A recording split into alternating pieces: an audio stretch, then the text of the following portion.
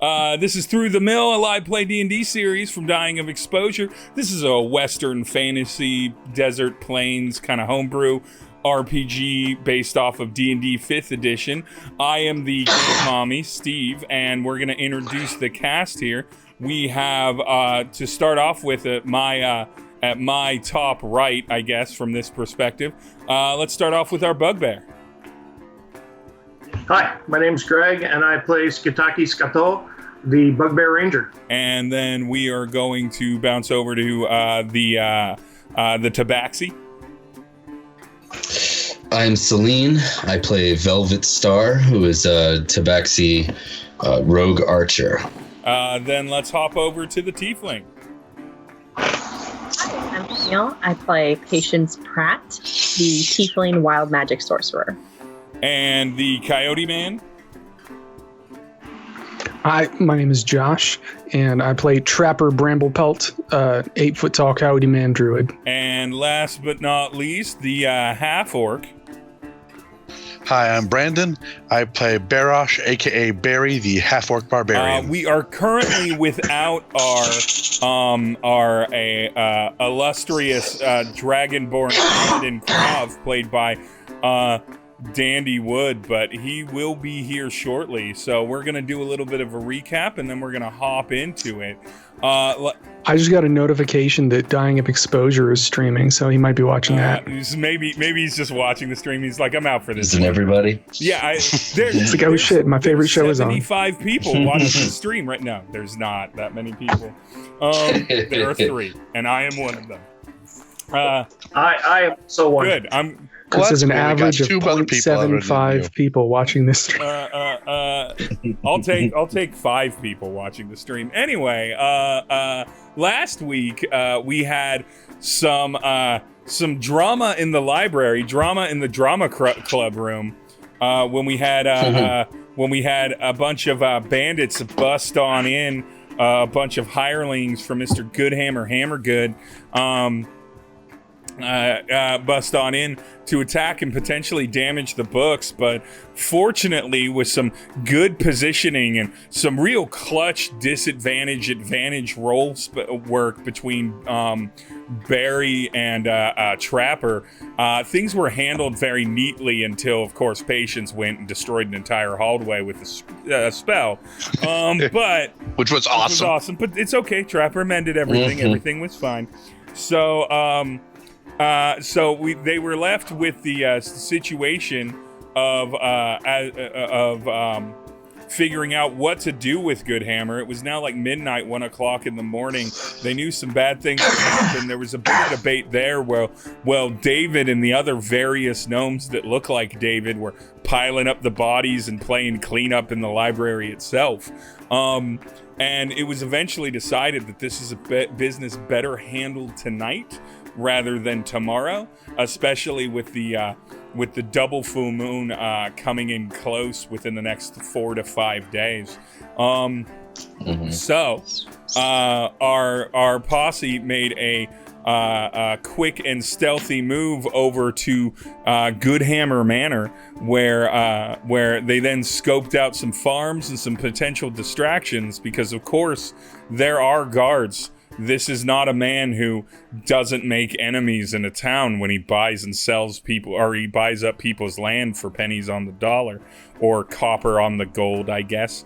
So now we're back to the evening. I think, if I recall correctly, you decided to split up into 2 groups to handle this situation. Yes? Yes. We were going to send our 3 stealthiest to... We were going to first create a distraction, and then our 3 stealthiest were going to sneak in while we basically tried to ambush any of the guards who came to investigate the distraction. All right. So we're going to start off.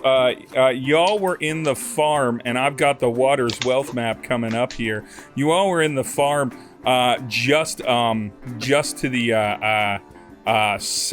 southeast side of the building, this little small plot of land at the northern building up by the northmost spring here. This little squared off farm section of easily burnable items, or easily burnable untended farmland. There's Krav.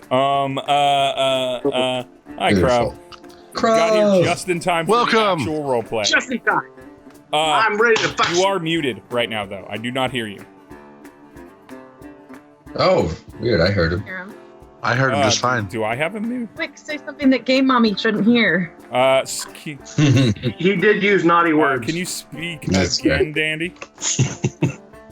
Yeah. There it is. I heard you this time. Here, Yeah. all right. Okay. Good. Cool. So. Adventure ho! You're in your group. I believe, was it Patience, Trapper, and Star that were doing infiltration? Yes. Yeah. And then Krav, strangely enough, the biggest, certainly the bulkiest, the by weight most massive, not so much going with the stealth. So what do you three do with all of that burnable land to create a distraction? I figure first we need to do some sort of recon, figure out like if there's anyone stationed outside we have to worry about first. I would think Barry would probably know how that works best. I don't know if that's the right. Well, I figured before we split the party, that at least maybe Star would do a quick recon of the outside, tell us what they see, and then from there we would probably set a fire and wait for people to come running. Yeah, I guess we stopped at like where we plan to do the arson, and then like I'll do a quick wide perimeter check just to see if I see any. All right, I need you to exterior roll. guards. I need you to roll 2 checks then for me. I need you to roll a stealth check first, and then a perception check. Okay. Steve, while he's doing, Not investigation. can I want to get into a good firing position. I want to stealth into. We haven't really described the outside well, but I want to stealth into something that gives me a good field of fire on people coming out of the mansion. Out of the front door, or more toward where y'all are gonna be creating the distraction? Do you want the shots to go like right out the front door of the mansion, or do you want it to be more of a position? Because you guys are kind of off to the, like, you're not far. It's, it's like 20, 30 feet off before the fencing of the kind of smaller, unkempt farmland. But y'all are a little to the southeast with some near some sheds that have not been used in 5 years. So, gang, what's the plan after the fires get set? Are we going in the front? Are we going in the back? So we're going to be going in the I could use a refresher. Hold on. Before anyone answers that, Star, what was your stealth, and then what was your perception? Oh, I bombed both of them. Okay, what was your? So I'm like 12 and 8. Woo! 12 for stealth and 8 for perception. All right. I tripped over my own feet and I didn't see shit. Oh no! Damn. Super excited for a good mission. I am going to roll. Can I roll the same thing? Yeah. Well, give me just a moment. I need to resolve Star's stealth roll. My bumbling. I came in too hot, a little overconfident. Well, completely you're lucky because I rolled a natural 6, so nobody saw you on that bumbling stealth roll. But you can go back and report. There seem to be some guards on patrol. It doesn't look like a lot outside.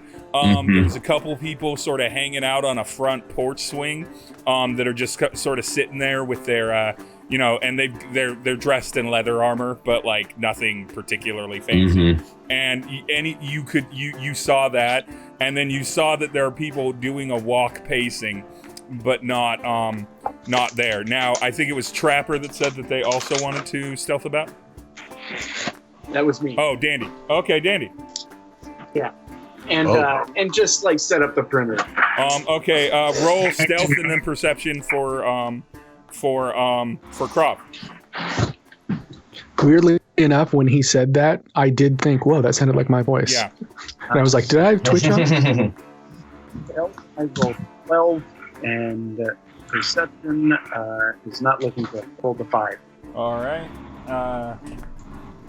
Aye. Okay, well, fortunately, Game Mommy's rolling like garbage, so no one noticed the 7+ foot, double wide size Dragonborn paladin in armor, sneaking around some bushes. But there's no new information on the perception. So again, there are guards that are kind of pacing around the outside. Nobody's really positioned that far out because other than these sort of dead fields that kind of surround the house, there's not a lot of cover.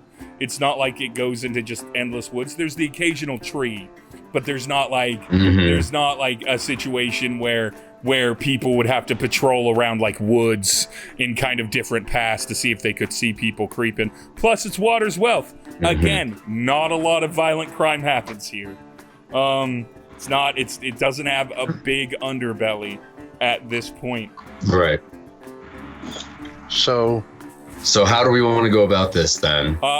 My suggestion. How about this? Oh, go ahead. Oh, I was gonna say, it's probably not the best idea for us to be split up for too long. So why don't the three of us go in? I can send a message from about 120 feet mentally. We make sure the coast is clear. Y'all light it up and run in. Okay, that's dope. And I was going to think we were going to set the fire to draw some guards away, then go in. So that you guys have a better opportunity to get into the building past the guards. Yes. So what I was going to say is, you guys get on the opposite side of the building from where we were going to set the fire. We set the fire. Guards come running. You go in. Right. So we want to be hidden off to the side, and then we're going to. This is where we can make a beeline for the front door as soon as people are pouring out. Yeah, and then we're gonna book it around. We're gonna go in. Basically, try and circumnavigate around the sides so that they're checking out the fire while we go in behind you. Or we could just ambush the guys who come out after us. I thought that was the plan, so that we didn't end up making it a full-on assault, and that way, if guards notice that there's still a commotion and the outside guards haven't done anything, then they might also go out to check it out, so it might empty the building a little too. Okay. It sounds like there's enough people outside that we can't count on that to begin with, but if it's protracted, which would happen if y'all are outside sort of engaged, then that might help. Okay, so who's going to stay and fight with me? Outside? Yeah. Yeah, me. Okay. And the bugbear. All three of the real big ones. Okay, so the heavies are going to fight. Rush mode. Yeah. So you're going to provide range support, and Krav and I will get up in the middle in their faces. Yeah, because we're a good tag team. Now, we have to come up with a tag team name. Okay. Knowing that, Skataki, would you like to be positioned more to pick people off as they get close to wherever your fire distraction is, or literally as they step out the front door? Literally as they step out the front door. Oh shit. So Skataki's gonna do that. Just another quick question: are you going to be at an angle where you're firing from near Barry and Krav, or are you gonna triangulate yourself a little further away from them? I would like to be in a position that once they move into melee, I can move into melee alongside them, since I probably won't be shooting into their fray. Because you don't want to roll low and have me punish you. Or punish us. Punish, yeah, I was about to punish say. everyone. Right. Wait until he gets fire bullets. Anyway. And I forget, do you have dark vision? Yeah. Yes. Okay, cool. Yeah, it's not going to matter too much once the fire's up. But that's very fair. There's the double moonlight, which means dark vision, even though this map is in black and gray in parts of it, because that's the image I found. There is double moonlight. So dark vision in the world, in this world, basically just allows you to see at night like you would in day with like color and stuff like that, unless it's super dark. Cool. And then in daytime it's just normal. Yeah. Instead of that black and white, instead normal, of that gray stuff. So the fire should keep it up. But anyway, all right. So you've split up. What I would like is for the infiltration crew that is looking to separate themselves. It was mentioned that you all would kind of go toward the opposite corner of the house to kind of just be as far away from it. But I assume you. Otherwise, they might just like run out at us. Exactly. Yeah. We're hidden just a little bit of ways the opposite direction from where there's about to be a blaze. So what I would like all of you to do is roll a stealth. Just the infiltration crew. Sorry, 21. Did anyone get below a 10? 7. Oh, I just got 10. 10, 7, and then what was your star? Oh, I had a 21. Okay. The average breaks 10. You know enough from having fumbled earlier and everything like that to keep a little bit further back on your traverse. So you're nicely in the darkness. If the group had averaged below a 10, they would have noticed you.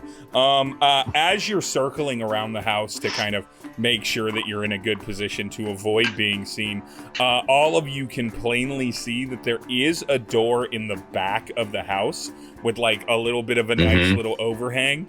That might be a little less conspicuous than trying to slide in through the front.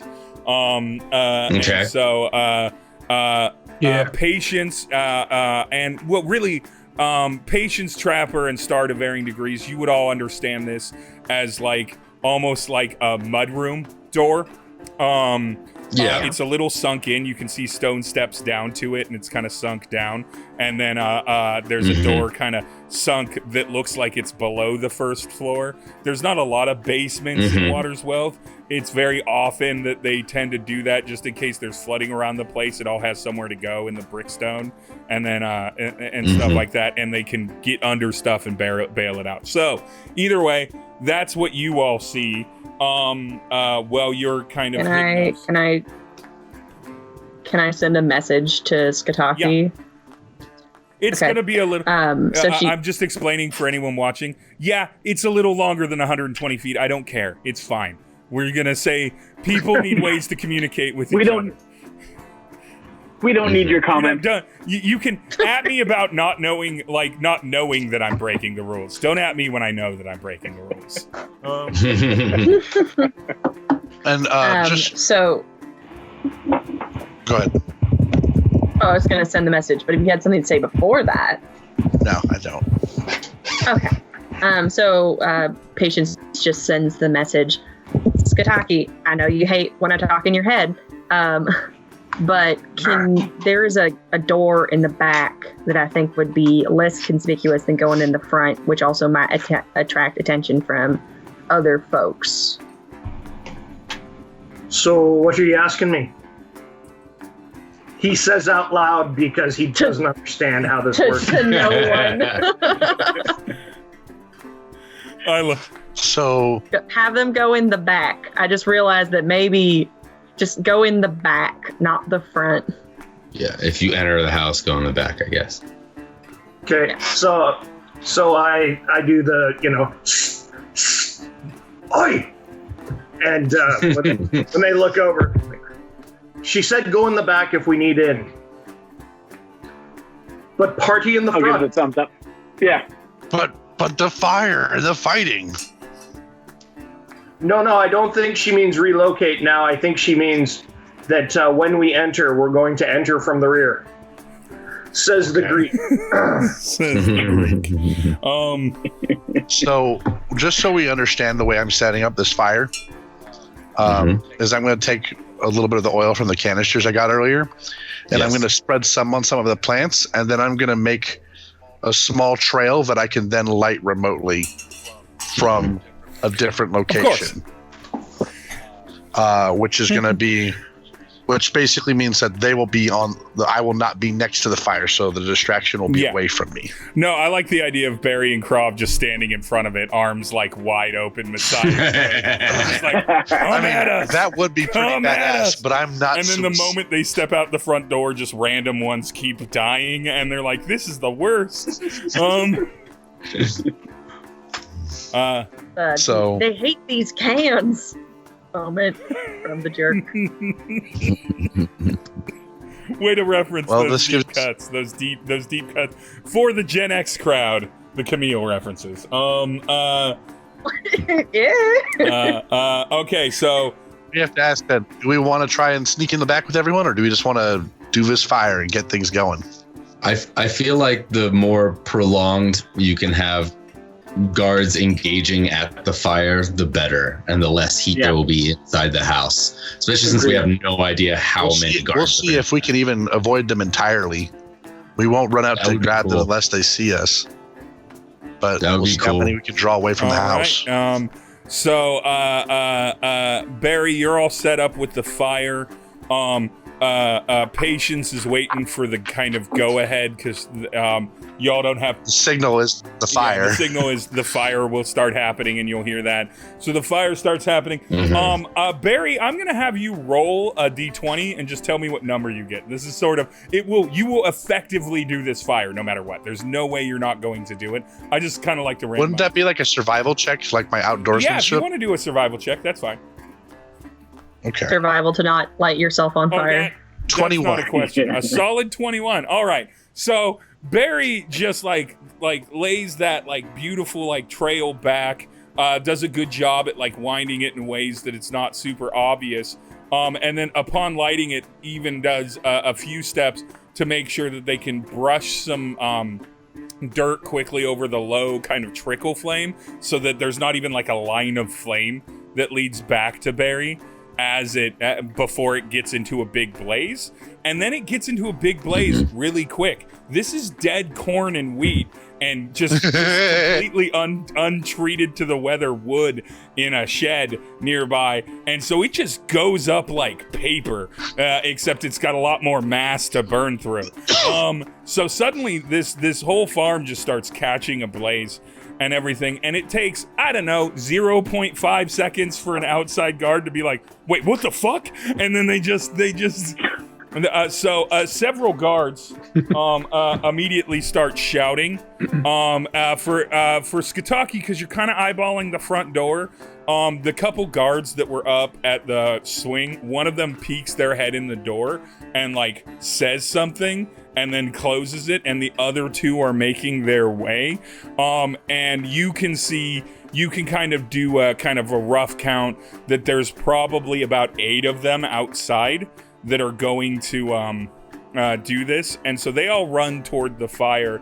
They're focused on that, so I'm not making Krov, Skataki, or Barry roll a stealth check for that, because there's no reason they would be like, within the first handful of seconds, be like, this must be treachery, ignore the burning and find the people. Like, that's not what humanity does. So they're panicking, right. And then one of them sort of like, we got to get to the water, start grabbing buckets. And so weirdly enough, they start spreading out to kind of pour things out. They know as guards that this is not actually that it's dangerous if they let it get to the house, but it's obvious that Goodhammer doesn't care, and they need to put it out so it doesn't go to the house before they figure out why it happened. Skataki, you see.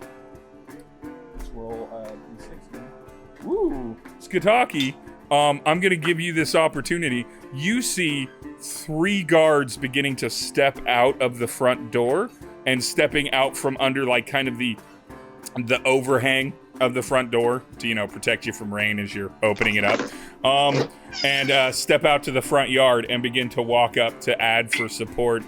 Does Skataki take an attack at that moment? Yeah, I'm actually going to go for the guy who's the point man getting water, the one at the well. At the well is going to be the first one you down. Definitely have the range on that big boy rifle of yours. Yeah, roll a hit. Roll. Do I get advantage since he's completely It's a unaware? surprise round. Advantage completely. We need to roll initiative. Not yet. A lot. 20 Anything something. over a 14 will hit, so you're good. Yep. Okay, roll your damage. I believe it's like 1d10 or something like that. It's real big. 13 points. So you don't have to roll initiative immediately because the dude that was in charge of getting water and running back to get water just goes down. So that's another round with no. He goes down and he just dies instantly there on the ground. Nice. So Damn. yeah. Well, Being exploded. 13 damage. Fantastic. So that's one. I am going to. Hell yeah. You now see with a couple more people joining them that one of the other guards sends a couple people out to look for people because they're like this didn't just happen. As this is going on, Game Army. Yeah. I'm going to cast Shield of Faith on myself, giving myself 2 extra armor class points. That is absolutely fine. 2 extra armor class for you. Barry, if you want to do anything for prep, I know you're a barbarian, so prep is pretty much just like, well, I bonus go into a rage, so that's what I'm going to do. No, I'm just. Barry punches himself in the face. I would like. I'm just like, I come would on. like Krav and Barry to roll stealth. There are now a couple of guards almost immediately turning to look. We're not in initiative order on this group yet. So I rolled apparently 15 I for don't stealth. really try and hide because I rolled a 5. All right. Even rolling a natural 4, Barry from Game Mommy, they have enough perception to see a 5. And so These are the worst guards ever. So they didn't see no, me? They saw you. I rolled a natural 4. They get just plus barely. 1 to perception.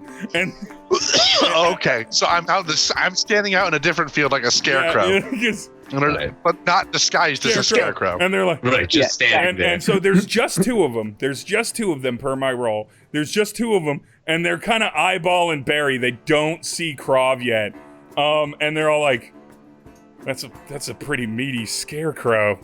Like, I don't understand why they packed it with like triple the amount of straw that you would need for a normal. Is that like some sort of animal hide? And they're like just walking up to you. I would like, Barry, you can either roll an athletics or a acrobatics check. We're gonna do a contested one to see if you still manage to get a surprise round, only because I just matched you on stealth, and I like the idea of this being a potential. Okay, athletics it is.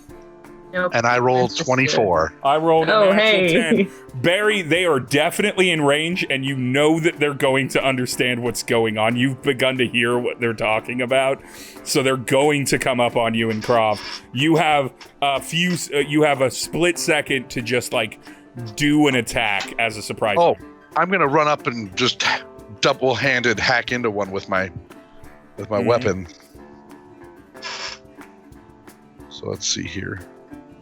Gotta change something here really quick. I'm just imagining like a half orc doing like a T pose out in the middle of the Oh, field, so good. and then just kind of goes like panic as a sudden scarecrow ?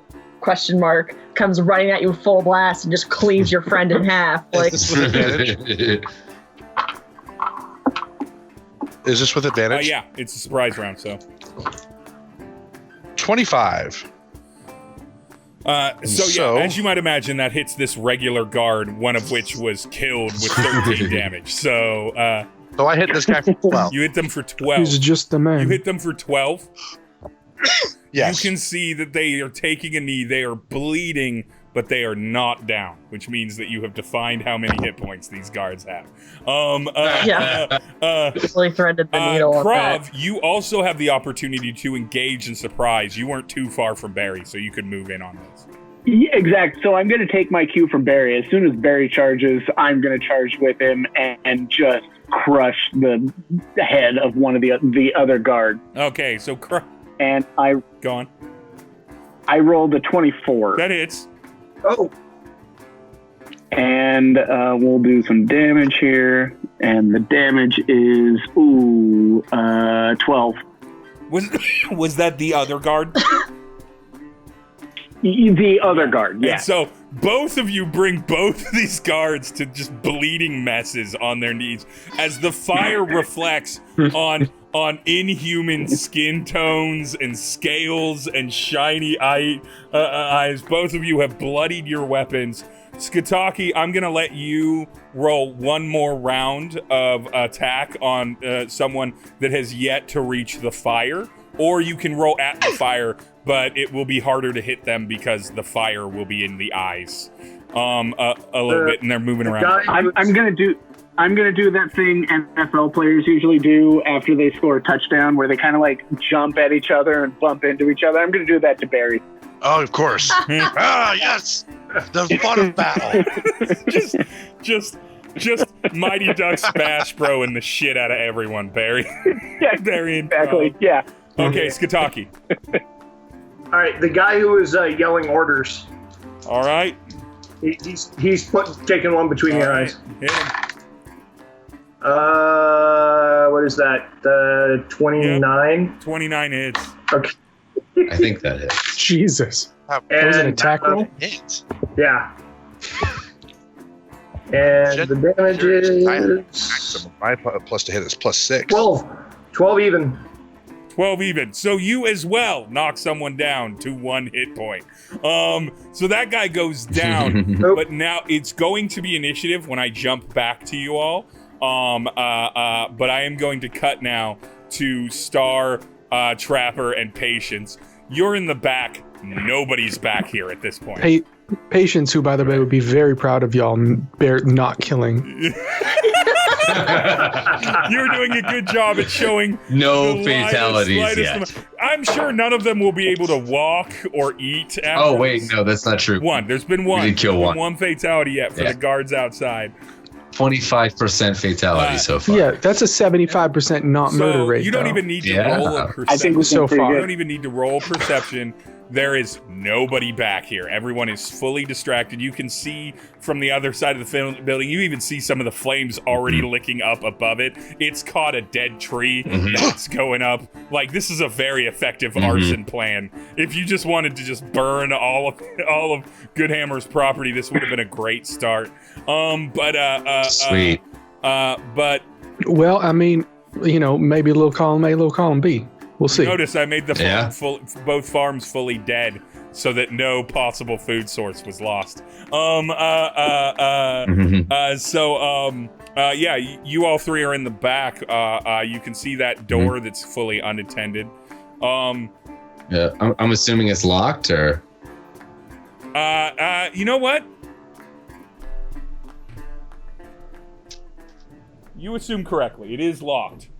When you go up to check. Are there any open windows?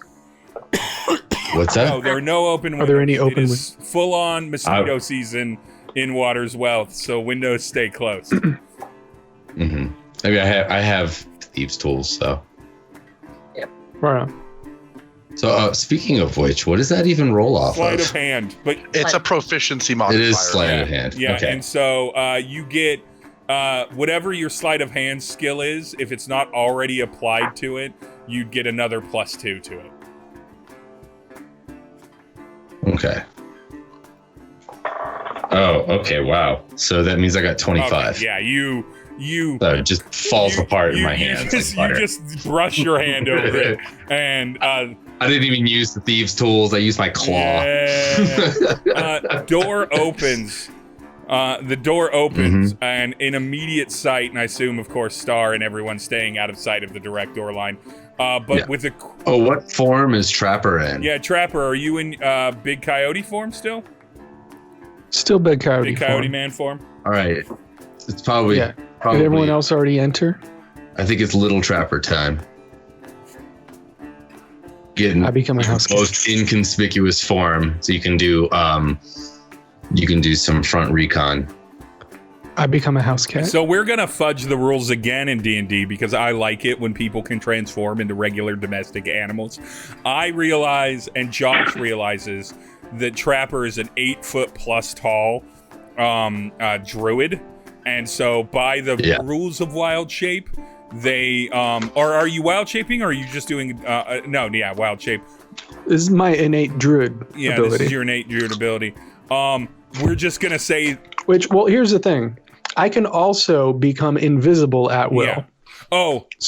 I just make the top and bottom of me invisible, and I appear only as a middle tiny house cat. The way that I was going to play with it is that you were always just going to be a large version of whatever that was, not in D&D sense, but if you're like a house cat, you're a Maine Coon. If you're a dog, you're like a Mastiff. You know, like you're a big animal, but you're still within the range of domestic animals. If you're doing that, if you're a frog, you're just the biggest frog most people have ever seen, but like you still just look like a frog. All right, I like it. Oh, wait, and so I'm a huge fluffy Maine Coon cat, huge fluffy cat, big old cat, house cat. Look at my stripes. Very gorgeous. Mm-hmm. Roll charisma for how cute you are. Hell yeah. 19. You are a motherfucking adorable cute cat. as fuck. You're a cat that's like it's like lightly jacked up in that adorable way, where like maybe like one of the ears is a little offset and kind of gently smaller than the other, and everything, but it all works to come together, and the internet loves you. I turn to Star and I say, "Hey, if you want to scratch me behind the ears after this, I'll be into it." I assume you all creep in. I'm gonna have you all roll stealth checks, but I assume Star's taking the lead. So Star is the stealthiest one. I rolled a 20. God fucking damn it. 6. Okay, that's fine. Yeah, I got 11. I rolled a nat got an 4. 11, Star? I got an 11. I rolled a 4. Let me just make sure. I'm gonna have to do for the people watching the stream. I'm gonna have to do a little bit of adjustment live here on Krob's camera on this thing because I didn't get a chance before we went live. So give me just a moment, and we will get Krob looking right. Gotta be looking right. There we go. I've just got to do a couple things here. It will take only a few seconds, and then... Steve, this looks sick on Twitch, though. Doesn't it? The whole setup with the Doesn't map. it, though? Oh, God. Yeah. I'm so into the OBS, I've got it kind of really balanced out for Twitch. So the audience won't be as spoiled as the fan base. Or as the players. All right, we got Krob tucked away so that... I do like how, incidentally, although Krob was taking up 3 spots, Danny's face was not in view. Not any of it. Okay, I need to make sure he's a little bit bigger. Okay, there we go. All right, Krob is set properly, so he's no longer kind of in the way, and that will update on Twitch here in a moment. So we have... Looks great. We have a little bit of combat coming at us here. And so, as you can see, I'm going to be controlling the players and where they are. And so we've got Star, we got Trapir, and we got Patience. Patience is not actually right there. So you all are right here. Are we already inside? Yeah, you're coming up the basement right here.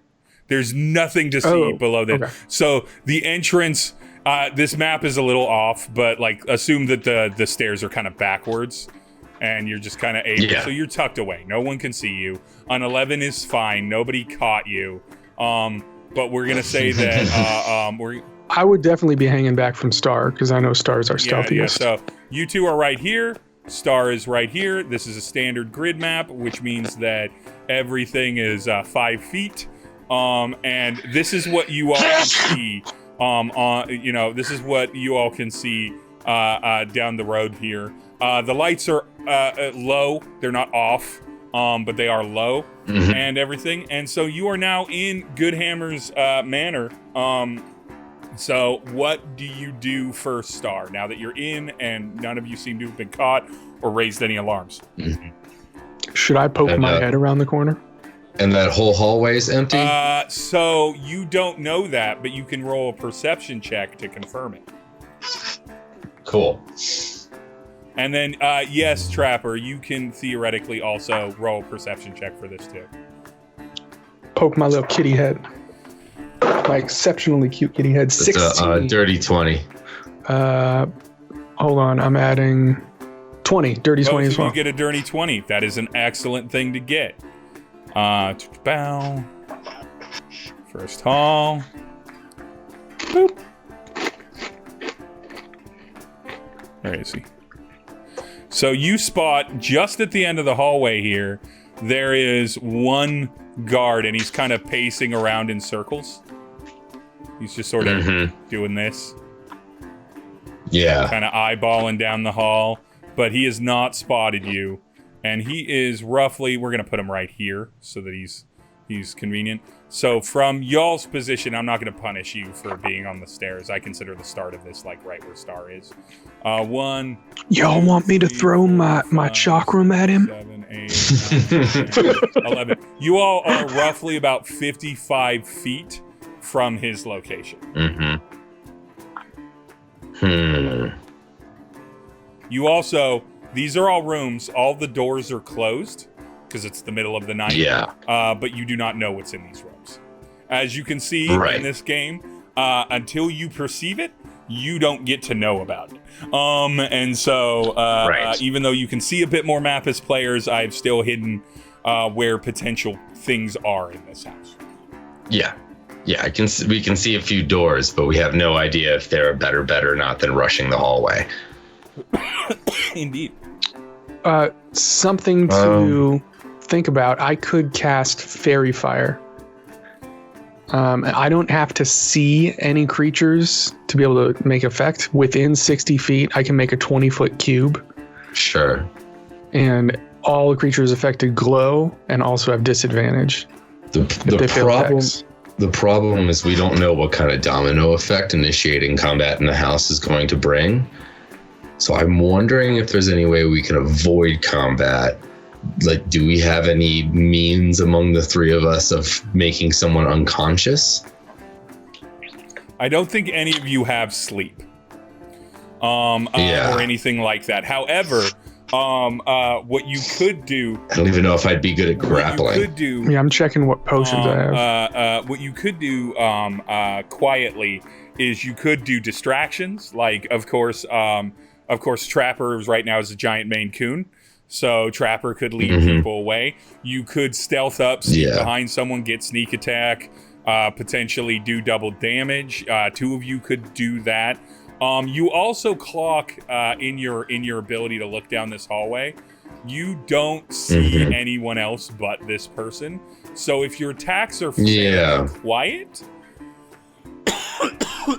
and you haven't been spotted, you're not going to see any kind of problems. You're not going to see any problems. This is about being quiet, and it is about being stealthy. You may have to disable some people. You can also choose, of course, as always, to do non-lethal damage if you just want to knock them out. If you're just looking to knock them out, you don't need to quite do as many hit points as you would to kill them. Okay. Yes, you could use Shocking Grasp to do it. You are super killing it on your stealth right now too. So, or was that just literally if we were being caught coming in the building? Just the one coming. But I've got a +1. I can barely hear you. Yeah, I actually can't hear you. Quiet, Camille. Can you hear me now? Yes, but you may want to go into your barely more and increase your mic volume on Skype. Let me fix that. far away. I can also just switch back to my headphones and see. But yeah, I think if Could you have a loose quietly connection close anywhere? the distance and do shock grass. Well, that's more distance than you can cover in one turn. Unfortunately, at your Is current it? level, for most people that aren't star, they can only move 30 and then take an action, and so they wouldn't be able. Oh, to, okay. They wouldn't be. They'd have to take a double move action and eat their attack to Oh yeah, Alright, you're right. so- much That's better, about much 60 better feet. for me. Okay, so no, the shocking grass wouldn't be the best move then. Okay. Being that I am a nat 19 cute cat, Yeah. would I have advantage, say, on a persuasion roll to meow and try to get the guard to come over and like try to I pet can me? just or walk say over hi? there. We're not in combat. You're 30. Yeah. You can Yeah. you can take the chance that the guard is not going to notice you. You could also have Trapper try to bring the guard a little bit closer as a cat, and then pounce. Oh, yeah, I that's a like good that idea. idea a lot. Yeah. So you're gonna roll persuasion with advantage, Trapper. I'm gonna have you step out to here so that you're kind of visible, unless you want to stay invisible.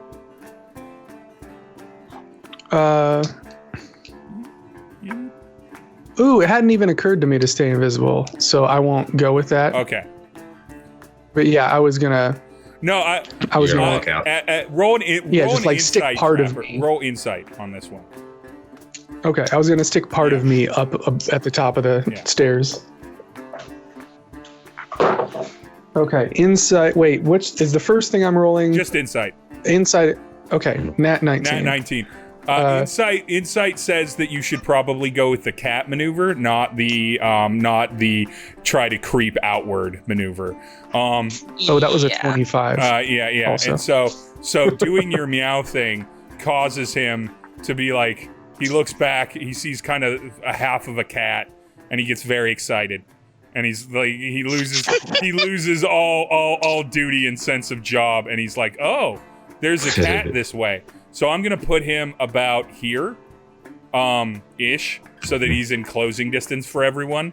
If you want to get him in the hallway, or you want to wait for him to turn the corner, what do you want to do? I prefer if he came all the way up so I can grab him. Yeah. Let's. Yeah, turn the corner. Patience will get up front to grab, and I've got a shot ready. Okay, so boom, Patience comes up to grab. He sees. I give a little. You don't even have to roll persuasion on this guy. He's a big fan of cats. I will have proclivity for cats for all of my NPCs because I love cats, and so so that's me inserting myself into the narrative. So he gets right here, Patience. It's diagonal, so you can engage him right here. He still hasn't seen either of you, so you do shocking grasp. He rolls a DC check, right? Oh no, it's an attack roll for you, isn't it? No, this is a touch. Yeah, I have to hit. Oh Christ! I rolled. I rolled a 9. You rolled a 9. What do you add to? Is that with your modifiers? That includes my +6. Is that with advantage? Ooh. Yeah, it's a surprise. You should roll a Oh. D20 if you haven't. Okay. That doesn't look very good. That's not a good face reaction. Well, I rolled a 1. Okay, so the 9 is what you take. So you don't epically fail. You just don't succeed. That's also a spell too, so that's a wild magic surge. So roll your D20. Let me know if you get a 1. Okay. Oh no. I got a 17. Okay, 17 is fine. So now next time you cast a spell or cantrip, it will be, I forgot that I have to track this, it will be a 2. So if you get a 1 or a 2, something fun will happen. So you don't expect it. You don't expect it. He gets down and you go kind of hot. He's a dwarf, and you can see that he's a dwarf, but he crouched down to kind of creep up to the cat right as you reached out to get him right at the head. And he was like, yeah, exactly. And so unfortunately for us, I mean, as soon as I see that she's missing, and you're letting off a a bolt again, aiming to bring down but not kill. So kind of like the same level of force. Like I'm like aiming down for the knees, and I definitely turn and give a little swat at him, just because if a cat swats at you, that's where your attention is going involuntarily. So roll it with surprise. I'm fine with that.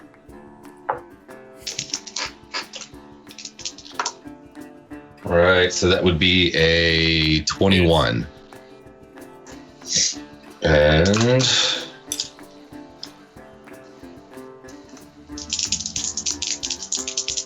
right, yeah.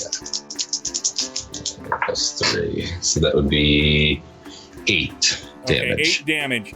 So he gets hit, but he doesn't let out a cry. A cry. And then I'm gonna have Trapir, Patience, and Star roll initiative on him. Okay. Oh, fuck. Got my nat 1 out of the way. What's your 17 total initiative though? When you add your initiative bonus? Yeah, I gotta look it up. 3. And then Mine's 9. 9. Okay, so Star, you get to go again. Not with advantage. He has turned. He's seen all 3 of you. 2 people and a cat. He's like, "Why would you betray me, cat? You were so cute." But you don't know I'm with them, dude. The cat talks. Yeah, that would definitely make me be like, okay, this Yeah. cat's fine. Yeah, I mean, I guess at this point, I landed a pretty square hit, and it didn't seem to incapacitate him. So I'm just shooting at him at this point.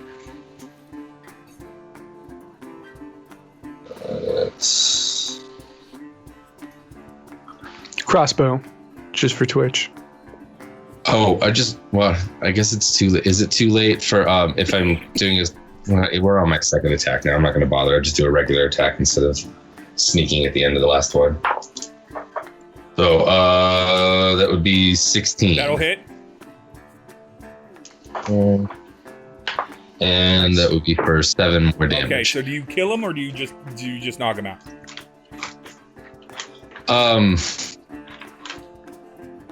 I don't know. At this point, an unconscious body and a dead body aren't really any different for us. What would Star do? In a moment of danger, when a plan hasn't happened, what would Star do? Or hasn't gone exactly right? I feel like this early Star might be just optimistic enough to incapacitate him instead of killing him. Okay, so you incapacitate him. He has been incapacitated. He drops down to 0 HP and he is knocked out. And now I would like... We'll tie him up so that if somebody finds... If he wakes up before somebody gets there, he's tied and gagged. Now I would like the group to roll stealth. Okay. Everybody? Just the infiltration group. And then we're gonna hop back. Gotcha. Yeah. 15. 17. First good stealth roll of the campaign. Nice one.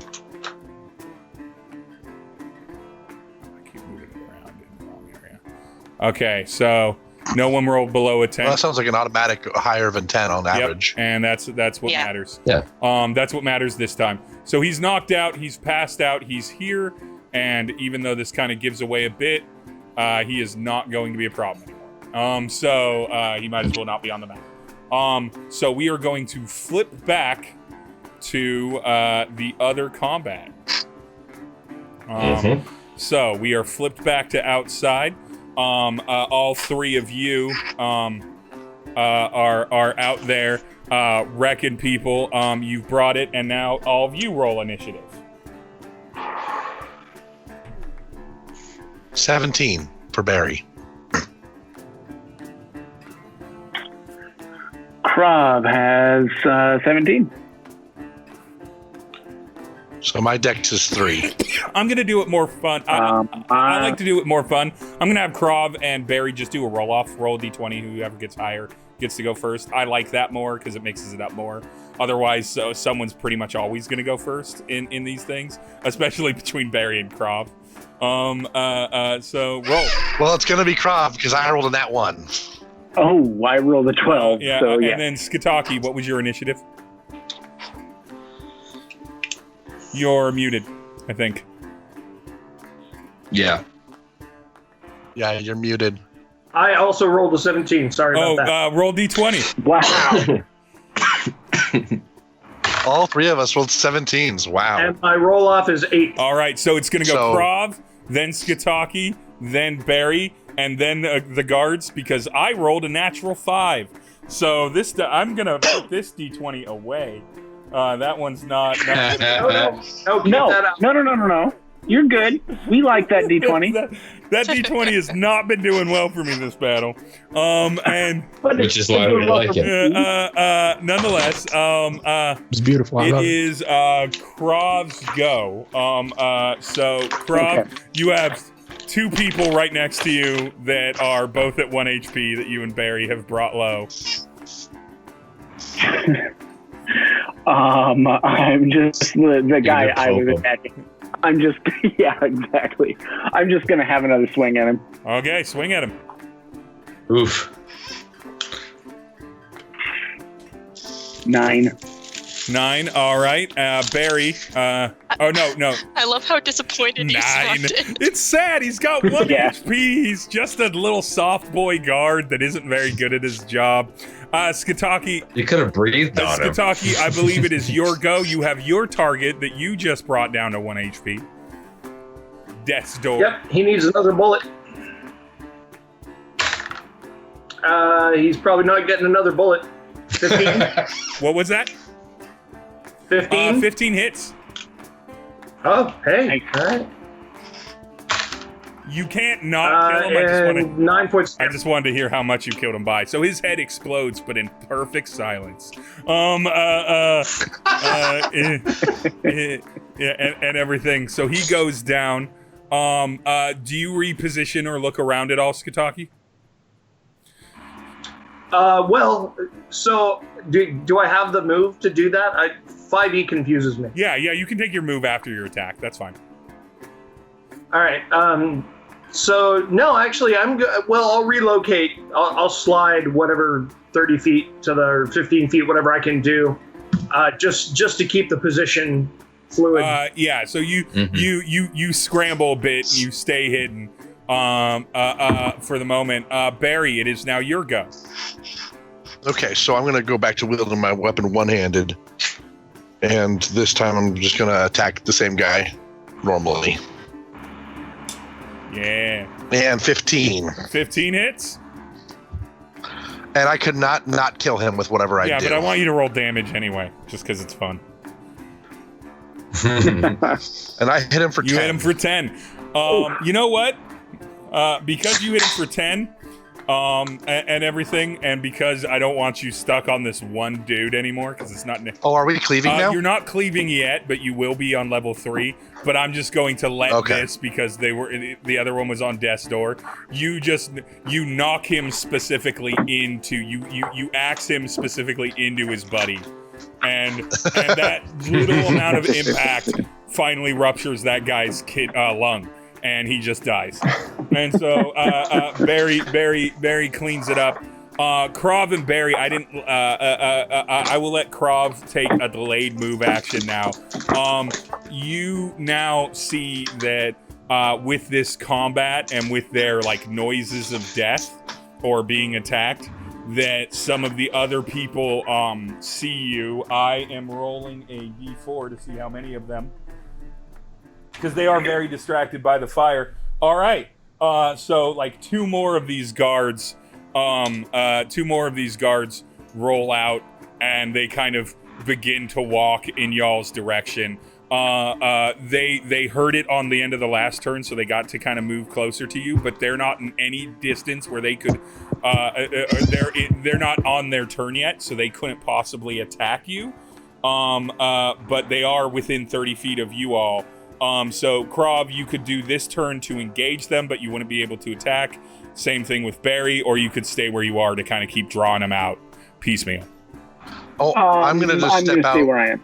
I'm gonna put my hand on Krav, and we're gonna step back just about 10 feet to make it so that they have to get closer to us before they engage, but they can't. Exactly. But they can't close on us and attack. I'm fine with that. So they do that, or you do that. You successfully strategize that. They take their full move action to go. I'm gonna roll perception to see if anyone notices that the guy. Oh, they did. Another 2 peel off.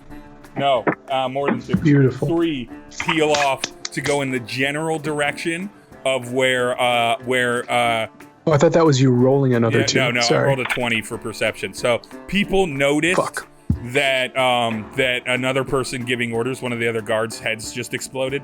They didn't hear it, but they looked back and were just like, he had a head. I was pretty sure he had a head. And they can judge roughly where the shots are. They do not see Skataki though. So they're just going into that general direction and they're moving in it, but they're not at all near close to where you are, Skataki. So there are 3 guards coming towards Skataki, 2 more. That is back to the top of the turn. That is Krav again. They are now 10 feet away from you, just out of melee range. I'm gonna. So you can close on them if you step want. in. Yeah, I'm gonna close in and just bring the hammer down. Hit him. Hammer, don't hurt him. 15. 15 hits. A lot of 15s today. Luckily, their AC is 14, so y'all's hitting. Nice. And I hit for 8 damage. 8 damage. That guy it makes a as he gets knocked with a hammer. Barry, Skataki, it is your go.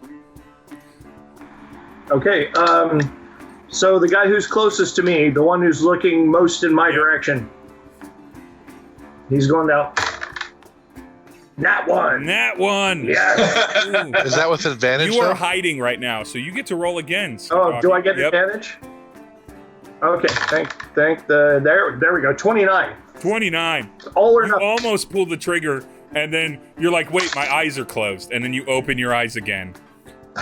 It's so hard to aim for some reason. 17, or excuse me, 7, not 17. So you hit him. You hit him right in the gut. He just doubles over a little bit, and he's just like, oh no, and the other 2 people get a kind of they see that, and then they look, and I roll perception again.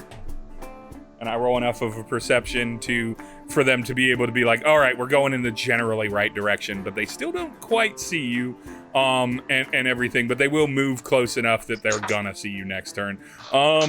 You are a giant bugbear after all, and this is not the woods. And now it is Barry's turn. You got 1 guard. So I'm gonna run up. 1 guard that Krav hurt. Pretty aggressively. I'm going to run up and recklessly attack the guard that Krav already hit. And I rolled a 22. 22 hits. And I hit for 12 damage. So you just destroy that guard. And the other guard the other guard, of course, pees himself a little bit and then continue. And then I look at him and I say, run. Roll an intimidation check, my good barbarian. I rolled a 10. All right. Yeah, you did not roll strong enough for him to run. He goes, no! And that's his response. No! No, I will not. I will not run. Well, this is going to go. I really should, but Skataki, can you roll before I switch over to the other combat? Can you roll can you roll insight for me, please? I can.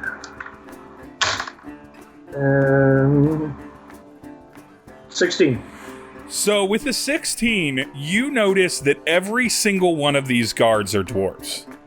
And whereas in the capital, that wouldn't have been so strange. In your days in the service, it's certainly in Krov's days in the service, that wasn't so strange.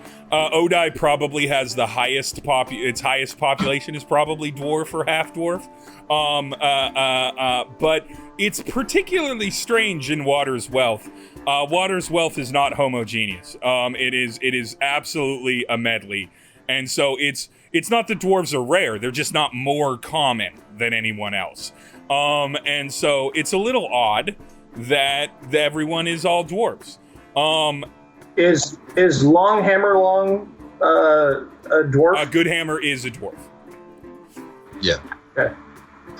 All right, we're gonna switch on back to the other battle.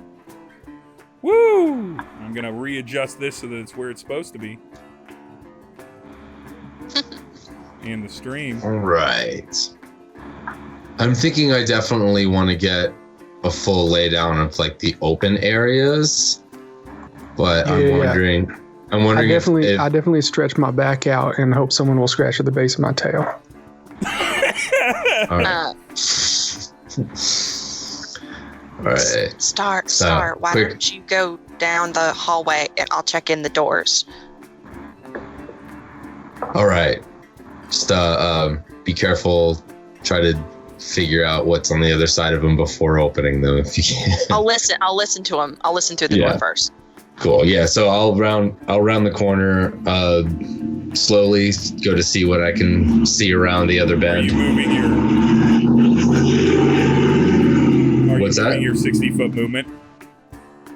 So don't you have 60 feet of movement? Yeah, we can do that. That's fine. So let's say you just start from here. 5, 10, 15, 20, 25, 30, 35, 40, 45, 50. We're going to have you roll a perception check right about here. Cool. And I will reveal the map for people. All right, so that would be a dirty 20. Dirty 20. You see that the hallways are clear, but you also see that it's nothing. I'm going to finish out your movement. You also see that there's nobody in these halls, but this is also one long hall. Right. And then I believe Patience was the one who moved people this way. Yep. Yeah, I feel like I'm tracking along. Yeah, that's fine. I'll wait there. Little kitty trots. Trapper and Patience. Trapper and Patience both, since Patience smartly said, I'm going to listen to the doors. This is the first door. It's on your right. Do you pop in and listen to it? Yep, I'm going to listen. Put my long, pointy ears to the door. Perception. Same. To the crack of the door. Yep. 19 plus 4, 23. I forgot my perception's a negative 2. 11. Well, it's good Trapper is there because Patience, you go to touch the handle hearing nothing and Trapper just like stops you. There are definitely people in this room. There are... That was my kitty startup noise to stop you. Thank you. Let's close that. And open up.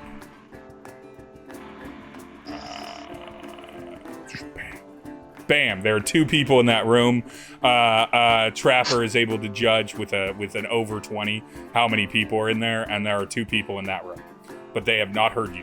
Is one like Bronco riding that chair backwards? I didn't rotate the dudes. He's sitting like Mork from Mork. That's on me. That's some chaotic bisexual energy right there. Oh yeah. I flick my tail twice. Do you go into this room? Because you are here for information. You don't know where that information is going to be in this house. Not without Star. Yeah, let's check. I think I think we wanted to get a lay of the next door. We want to get a lay of the rooms, right? Yep. Yeah. All right, so you have just enough movement, both of you, to get to the next door. And re-roll your perceptions.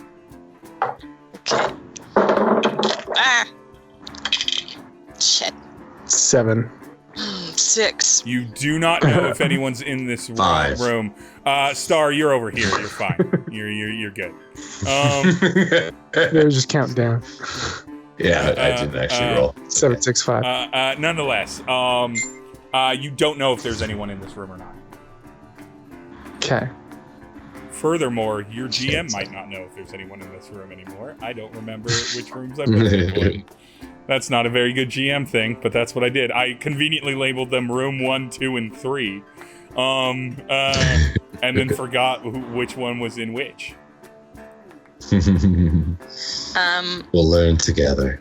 I think Patience is probably going to assume, because she doesn't know any better, that like if I didn't hear anything, that there's no one in there. So she's probably going to try to open the door. After the confidence of the last one, too, Trapir might very much have that same idea. With a low enough perception, Trapir doesn't stop Patience. We are going to see if there's anyone in that room.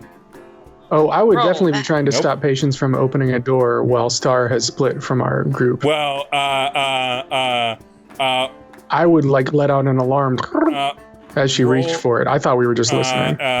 Patience goes to open the door. We're gonna have Patience roll an insight check to see if Patience knows. Fair. I rolled a 17. A 17. So you know that that Trapir's trying to dissuade you from actually opening doors. Okay, so she doesn't. Okay, and both of you roll a stealth check. 15. 21. All right, nobody hears you. We're going to say that in the next, so that's this round. Star, you've got nothing but open hallway in front of you. But you do have a lot of doors on the left side this time. Mm-hmm. What do you do? I don't know. Should I double back and hit everyone else? How far away are we from each other again? You're about 25, 30 feet from each other. Yeah. I don't know if that's close enough to shoot a whisper down the hallway. You can do it with a stealth check. You could probably run down there, tell us, and run back. Yeah, I mean, technically I can. Yeah, I think I'm just going to double back. I see them fiddling with a door. They spent more time there than they did at the other door, so I'm just kind of doubling back and letting them know we have a long hallway full of doors. Okay, let's say that you all collect up here, because there's nothing in the hallway, and everybody passed their stealth checks appropriately. And so you all collect up here. The next door is right here, in the to your right, down this hallway. I'm only gonna have one of you goes to check it. So whoever wants to check it. Probably not Patience. I feel like Trapir's the one that's got the best perception. Yeah, I'd kind of wander over to the crack of the door and listen. Sniff. 17, 21. 21. You do hear that there is a person snoring away in that room. I turn, I flick my tail once, I go... I like that you were talking earlier, but now you're using cat signals. Yeah, dude, I'm trying to be stealthy. When he's wild shaped, unless the animal he transfers into. But I with cats, because they're generally good at communicating, like, don't do something, I was fine with the players just talking and just in my head translating it to what Josh is doing. I appreciate that Josh is now gone to full cat. It's pretty great. I can definitely tell you that I understand the intricacies of communication. As a tabaxi, hell yes. Star 100% knows what Trapir's communicating. So there's one person in that room. All right, so you all get one more before I switch over to the other battle. You all get to deal with this hallway. Star's like, you speak cat like a dog. And you're not in combat, so I'm just gonna say, for the reason that there's a door at the end of the hallway. That's closed. And then there are the 4 doors on the left side of the hallway, and no doors on the right. Which way? How do you all want to approach this hallway? Do we want to keep listening at doors? I feel like most houses have all the good stuff in the middle of them or upstairs. That's a good thought. I think I lost track of what we're doing here. What are we looking for? We're looking for information. We're looking for paperwork, deeds. That's right. Basically, we're looking to either find clues to what exactly is going on, or find things that seem important enough that we can get them out of this house, and it'll deal a blow to whatever's going on. Yeah, I like that. We should probably go further in. I like that. Let's go ahead and pass on these doors for now. We'll go and listen to the door at the end of the hallway, and we'll assume that that'll be the way that we can get away from the exterior wall and deeper into the house. Okay, so and that's what I'm going to do. Oh no! You want to get out? You want to get over to this edge door over here? Yeah, where Trapir can listen in, and I'll have a bolt ready in case it turns into a conflict. While you're in this hallway, because of the distance here, is I'm going to have each of you roll 2 stealth checks. I'm going to start with Patience. So Patience, roll 2 stealth checks. 4. It's not strong. 3. Patience rolled a 4 and a 3. That's with you. With your modifier? I'm sorry. Yes. All right. Next is Trapir. Trapir, roll your 2 stealth checks.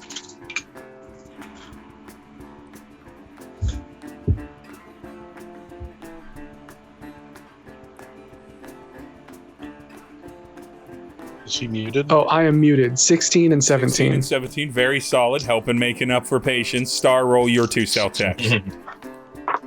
Help me. So that would be 16 and 22. All right. The overall average is everybody rolled. The actual overall average is everybody rolled excellent. Enough to get past this little zone here. So we're going to say that because you didn't look, I'm not going to reveal if any people are in these above rooms. And so I'm going to move all of you as a group over to this area. We're going to have... slide it. Star's going to be right there. And then Trapir's going to be right at the door, checking to see if there's anyone in the next room. And Patience is going to be pulling up the rear there. Should I go ahead and roll? No, we're going to switch over to the next combat, and then you all can roll on that roll. Come on. Photoshop isn't perfect. Next time on Infiltration Team. Photoshop isn't perfect, but I like it more than Roll20. So fuck you, Roll20. Sure. I feel like I'm playing Monaco. It is very Monaco-y. And then for the players, I'll give you a little teaser. That's the case. Hotline Odai. So we're gonna switch back. Let me switch back on Twitch. Back to the outside, and we are back to the outside. Damage has been done. One person is down in front of Barry and Krav. Another person is injured in front of Skataki. All of those characters have used their move action. They are going to roll first. Well, actually, I'm going to have them roll real quick at the end of their turn to see if any of them see Skataki. None of them do. Skataki, this will be your final round to be hidden from. There's no way they're not going to catch you with this distance. They're now like roughly 30, 45 feet away from you. And so they're outside of close melee anyway if they'd spotted you, but they're there. Krav, it is your go.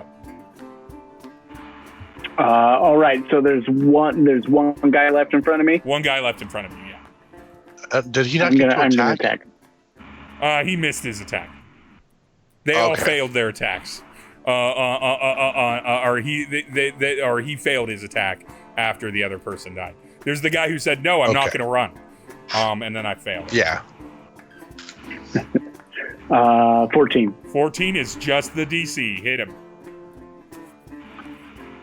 Oh, nice. I rolled 12. 12. All right, that brings him down to 1. I'm going to let you hold your move action because you're pretty confident at this point that Barry will finish him. We're going to jump over to Skataki. You've got the one that you injured for 7 damage and then the other 2. Yep, I'll finish the 7 off. Okay. Last advantage roll. So as I hit him, I'm going to hit him into Barry. You hit him into Barry. Or toward him, rather. Barry. Yeah, I hit him toward Barry. Barry can finish him off. Backhammer him. No, just playing backhammer him. Deadly ping pong. I feel like we're just going to start batting people back and forth between each other. Exactly. Yeah, exactly. Yeah. That's going to be their signature buddy move. Start flanking. What you get, Skataki? 24 to hit and 6 damage. 6 damage does finish that one guy. He is dead. We're going to come back down to Barry. Barry, this person has just been shoved, and they are moving as if they want you to hit them with your axe. So hit them with your axe. I'm gonna recklessly attack again. But come on, what if they attack with advantage and I roll garbage? 19. That hits. Hit, and I don't think I can. Can I not kill him? I think my minimum damage now is 5. Yeah, you're definitely killing him. So I'm gonna bat him up back to Krav. I'm just getting hit by a dead body. So it was like, thanks for pitching him at me, buddy. That was a good serve. Good serve. Krav and Barry play a little ping pong back there. Krav and Barry, roll insight. Roll for friendship? No, you don't have to roll for friendship. Yeah. You roll play for friendship. Yeah. That's how that works. Okay. You guys got friendship 15 down. insight. 17 for insight. Both of you take a glance because you know where Skataki is within about 10 feet, or about 15 feet. He moved, but he's not trying to hide from your angle, and everything. And you see that there are 2 people closing in on him.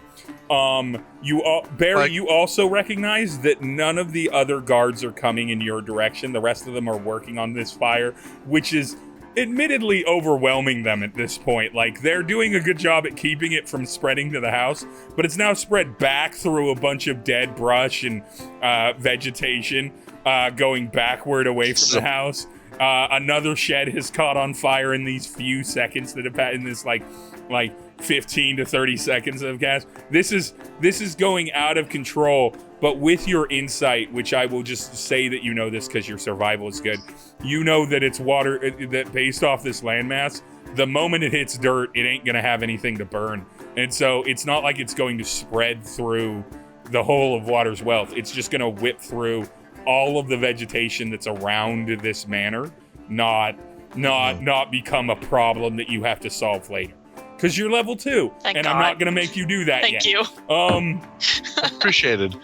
So I'm gonna look to Krav. I'm like, shall we go get those ones too? That looks like fun. Let's do it. Okay, I'm gonna high five Krav. High fives. Yeah. And then we're gonna go. I want to how far away are the guys that are approaching? You won't be able to close on them this turn with your move, but next turn you'll be able to take a normal move action to close on them. Well, once again, if I wanted to get close enough that they couldn't close on us, and then shout at them. Oh yeah, you can do that.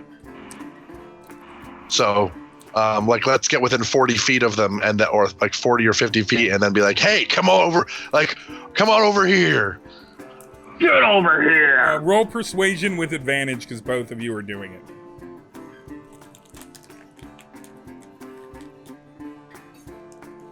Dirty 20. All right. So here I got to roll to see if they have the smarts. Nope. So for some reason, because these guards are not good, rather than go toward where they know someone is attacking them, they turn around in a different direction. And they're like, "Hey, there's guys!" And they just run at both of you. But they can't close, and they lose their attack round. Also, this means that they didn't perceive where Skataki was. So Skataki is still fucking hidden. Excellent. Gotta give you that advantage, buddy. Skataki is a professional sniper. You're welcome. Is a professional sniper. Not in his background, but why not? Does that. And so it's back to the top of the round. Skataki, or Krav, it's your go. They've moved 30 feet. They're in 15 feet, or they're in 20 feet of you all. So you can move and close in on them. They just ran at you. There's 2 of them again. It's 2-on-2, and they are not figuring out that this defensive man-on-man defense is not working very well for them. I am going to charge in and attack one of them with my hammer. Hit it and swing.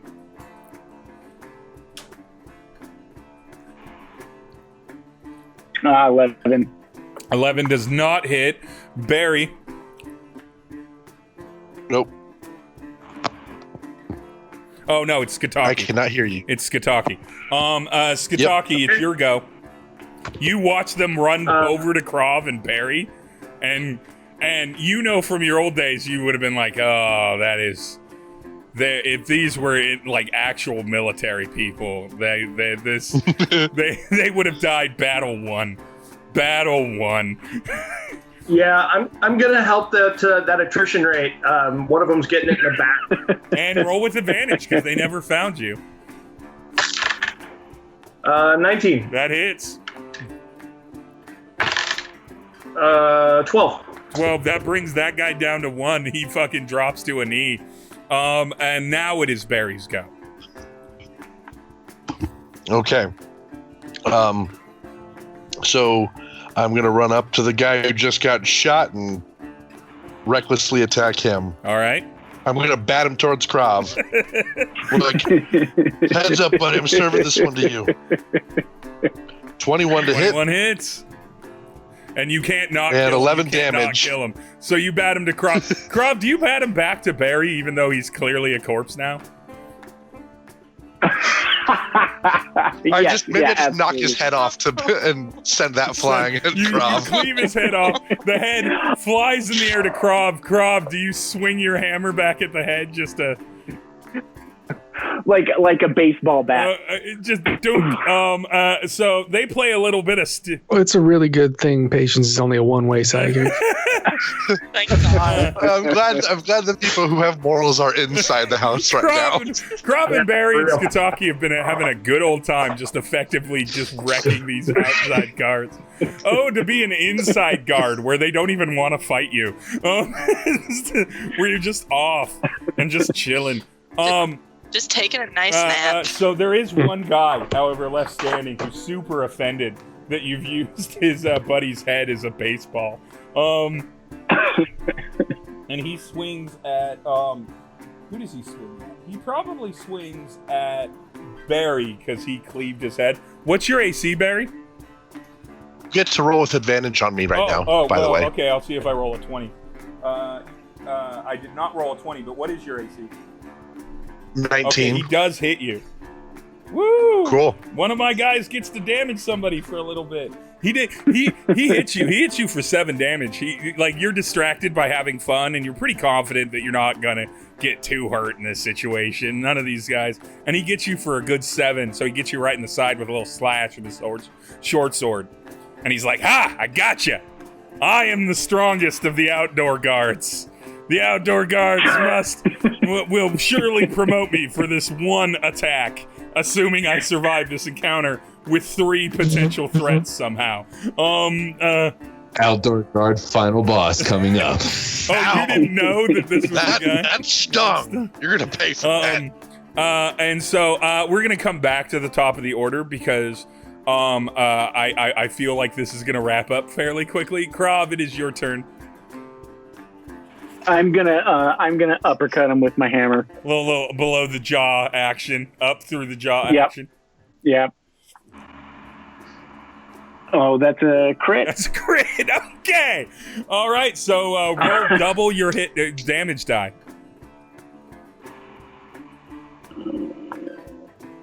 You just basically double everything, but you need to roll 2 different die to. Yeah. So that's oh my god. Hold on.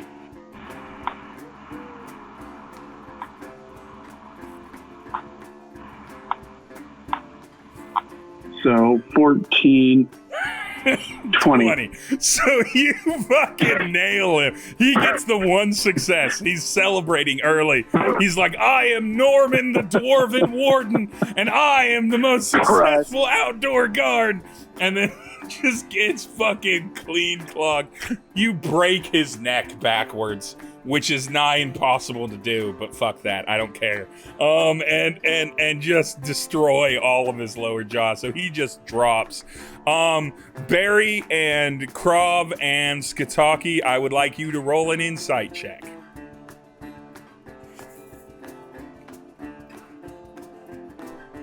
$13.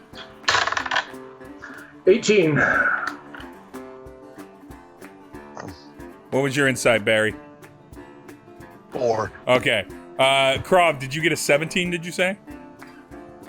13. Okay, so Skitaki's the one that figures this out. Skitaki, because you're looking for another person to shoot, the other outdoor guards are busy with this fire. One of them is running back toward the house to try to get more help. And it is your turn. Well, he has to die. It's tragic, son. If you'd run the other way, he'd still be around. Poor asshole. God, I love rolling with advantage. 27. Yep, that Oh, 8. 8. So you hit him, but he does not go down. And then he takes his full move action and his action to run into the house. He's smart enough to realize that they're getting attacked. He looks to the direction of fire, sees some random dead bodies, runs back toward the house. He's at the door, but he's not in it. Barry, you and Krav both. Krav took his attack action this turn, so he could only move 30. You could, with a double movement, get close enough to him on your movement this turn to technically go before him, because I took your move. I'm gonna run at him and 30 feet, and then recklessly attack by throwing a javelin. Okay. And I roll 15. 15 hits. And I hit for 6 damage. That's enough to kill him. You put a javelin in his back. Barry kills the last guard that's going outside. The other guards are too busy with the fire to notice you. You notice that no one else is going to probably come out to help, because no one has. But the other guards are no longer going to pursue you.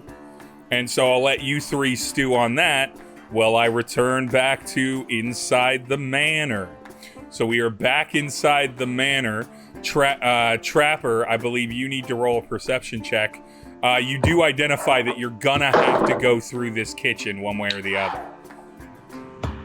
10. You do not know if anyone is in there or not. I'd slowly back away from the door. I was kind of like... So I guess I'm going to listen in. Okay. Get a second opinion. Just 2 cats listening at the door. If you were my cat, you'd be like reaching out. I don't know the shit. door. I got a 6. Okay, I'm gonna say with a 10 and a 6, patience. I'm not gonna let you take this. You know that you have to go into the door, but you also know that you're gonna be going in blind. Yeah. I'm just gonna real quick. Can I cast Blade Ward now? Yeah, you can do it now. Okay, you're not cool. in combat, so. All right. I feel like we should send Trapper in, since Trapper has a chance of being seen without raising alarm. I'm into it. Yeah. So Can go cats in. open doors?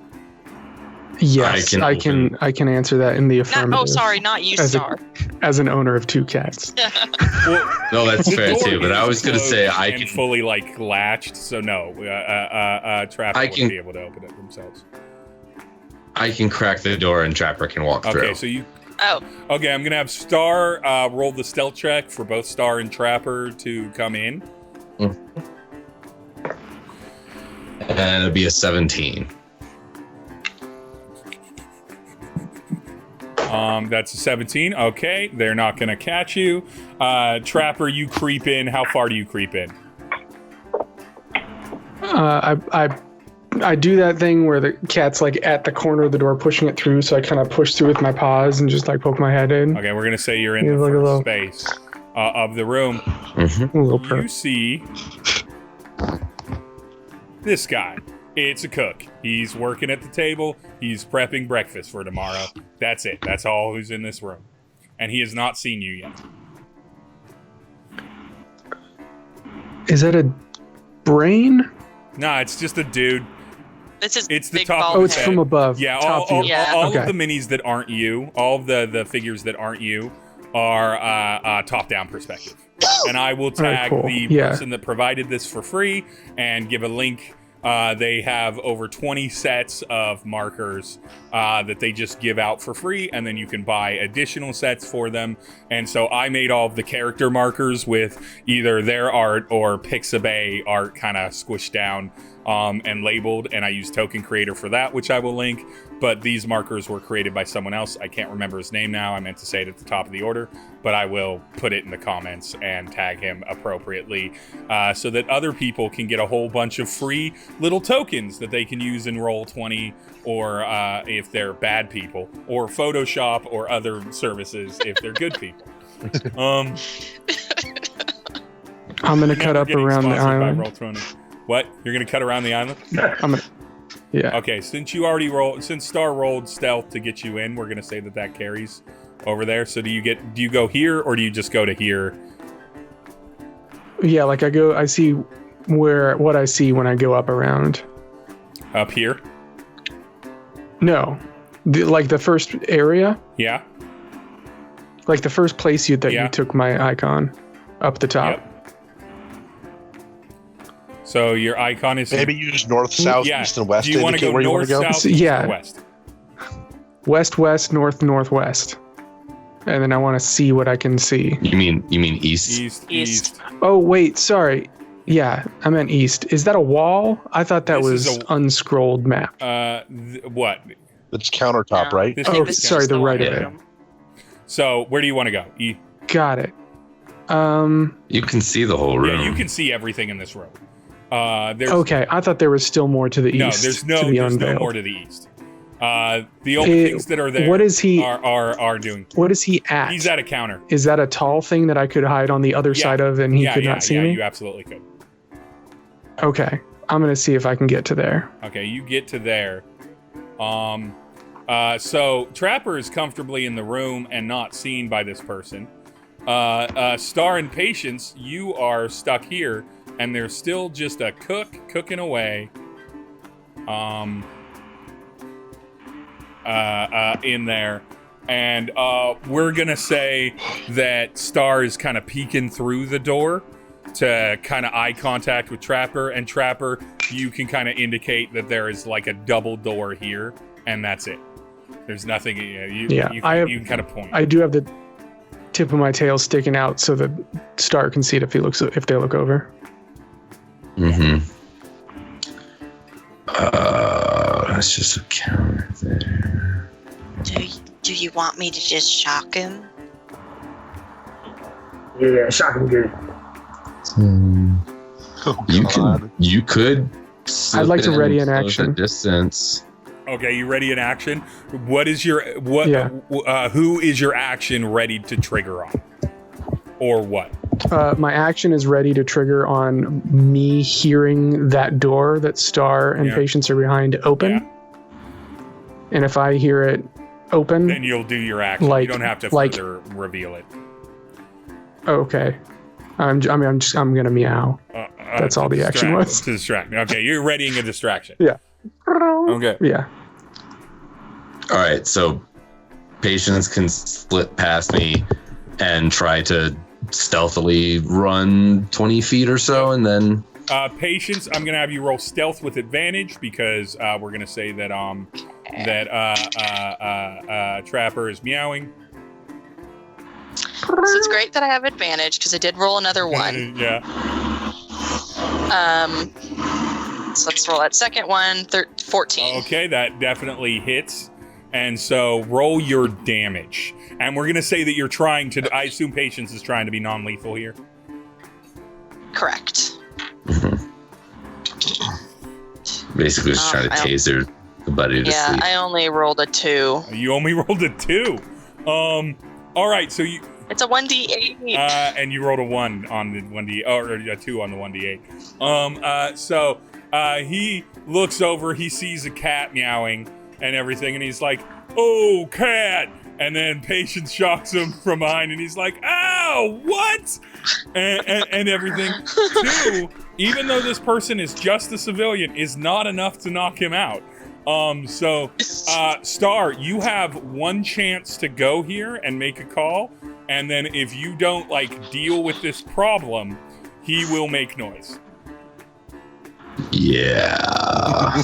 This is the moment we've all been waiting for. Yeah, this is why it'd be great if I could actually grapple. I'm only good at like having things stab into people from a distance. If he's a civilian, he probably doesn't have a whole lot of HP. You could probably knock him out with a good hit. Yeah. Actually, this is a level 3 giant. Then you're all fucked. And so, goodbye.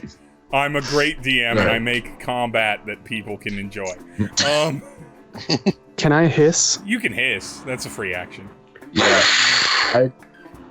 I'm going to say it is, as Patience is going through, I'm obviously following right behind her with a crossbow shot ready, trying to aim to, just to bring him down, not actually, like non-lethal, trying to aim a non-lethal shot that'll take him down, using a punching glove arrow. Boxing glove arrow. Maybe just hit him I with imagine a weapon. just a blunt arrow in the head. No, it's a boxing glove arrow. Boxing glove exists arrow. in this world. Kevin Smith made it canon in Green Arrow again in the comics, and therefore it exists in every world that arrows can shoot. So I let one of those off. I'm still with advantage. Yep. So that is going to be a 24.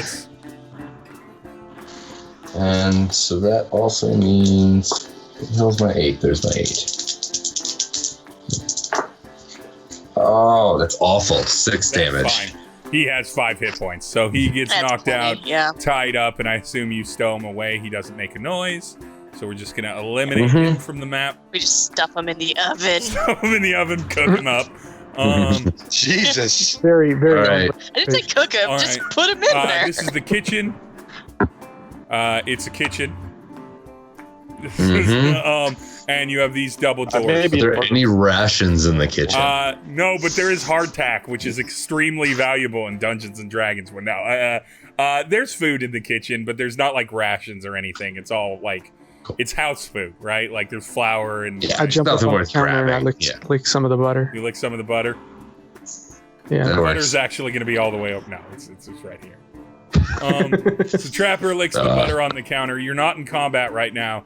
Do you do your standard approach for these double doors? I think so, yeah. Trapir can listen. We can be ready So there's basically 2 people actually doing shit, and then there's the cat. Hey, the cat! That's just being a cat. He's being effective as a cat, but he's just being a cat. I'm also a real cat. Is in the act of being a cat. Trapir, roll perception. Cat knows where it's at. 8. That is not going to perceive anything. You hear silence. Star, roll perception. Yeah. Always double check the silence. Oh, Jesus fuck. 7. I love this. All right. So we're going to do the same thing? Yeah, you want to do the same thing? You can see.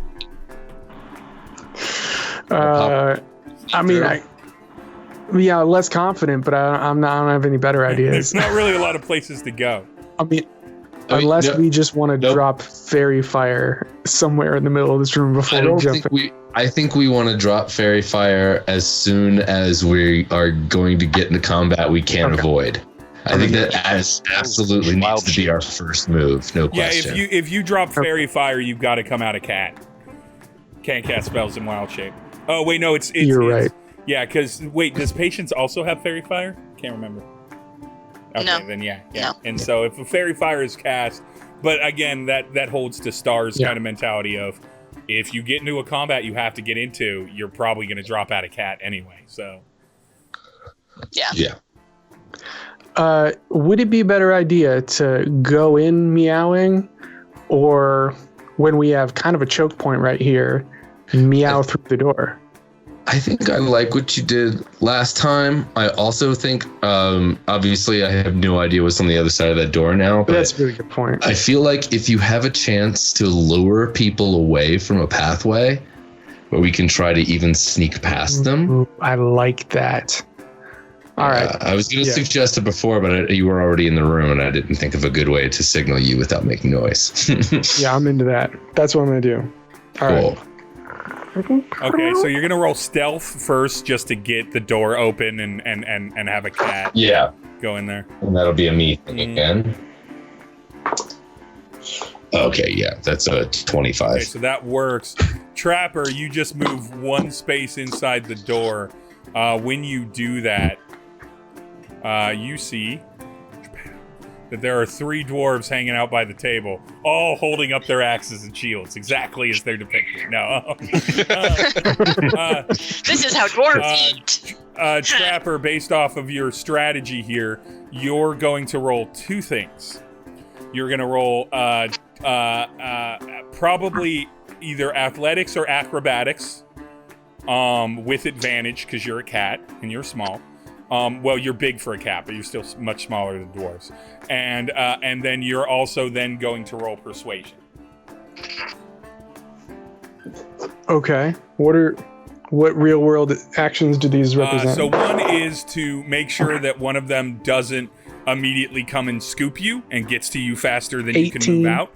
And then the other one is to not only have them want to come to you, which they kind of automatically do because they're excited that there's a cat, but they follow you off of where they were sitting waiting for food, waiting for a late night snack. Okay. I like it. My plan, by the way, is to go south and then cut. Well, I don't know what I see further south. I'm about to say, you should see the rest of the room by now, right? So the whole room is 19 plus 1, 20, 30, 20 persuasion. 30, 20 persuasion. So, Cat Trapper, you have a 30 move. You used 5 to move across the threshold, so you have 25. And you rolled an 18 on your athletics or acrobatics check. Was that the... Yeah, 16. Wait, I don't remember. I think I heard you say 18. Yeah. So... Okay, and then 19 plus 1. So dirty 20 for that. Okay, you definitely have them all willing to follow you. So now it's a matter. Are those couches on legs? Is there space for me to go underneath the couches? Too big of a cat to fit under those couches. You could fit under the... Can I go between the couches and the end table? Here? Yeah, you could theoretically get there, but you can't. You don't have enough movement to get all the way there. You could go 1, 2, 3, 4, 5, and then you'd stop right here. That's about as fast as you can go. That's... however, that's what I'm doing. Don't do that. Definitely. Because right here, this dude manages to get hold of you. And everything. And so... I was not going west at that point. I was going straight south. I will appropriately move him. Because he rolled. I'm not trying to get an opportunity to attack. Dex. So he's not attacking you. He manages to hold you like you restrain a cat to pet it. Like he's like, cat! And then that's gotcha. it. So he's not attacking you. He's not even really grappling you exactly. He's just holding you. I lean into it. I just found out it's called bunting. When a cat pushes its head into you, I bunt him and try to continue moving past to look like I'm going to sort of circle back and come back again for another. You roll a straight dexterity check to wiggle out of him. Okay. Well, I'm not necessarily trying to wriggle out. I'm trying to convince him that I'm into this and gonna circle for some pets in different areas. Got you in. He's got a hand on you. Like he's so he does essentially. He's effectively grappled you, hasn't he? It's not in. If Trapper were to wild. What am I adding? Break it. Dex? Yeah, just Dex. 17. 17. Okay, I'm gonna roll his strength. His strength is an 18. He holds you down. In this time, you can respond verbally like that, but he's very excited. Yeah, to have a cat. I try to express a slightly pained meow. Pained meow. While you're doing and I stop purring. This guy gets here, and we're gonna see just through the creak of the door. This guy also gets over to here. He's more interested in the cat, but. Star, you kind of clock that this guy's going to investigate, is heading toward you, toward the door. Do you attack? Do you back up and try and tuck away? You have time to move back and let him come through the door if you want. Yeah. I'm gonna back up and hide with an arrow up and try to see if he takes a casual look or if he's actually gonna look for us. Okay, so you can back up and hide. You just have to get like essentially right about here, and you're in easy crossbow range. Yeah. Patience, do you go for hide? Or do you just stand there? Like, what up, bro? When he comes through. Yeah, I was just thinking of some things I could do with persuasion, but no, I think it's probably best to just hide. Patience and Star roll stealth.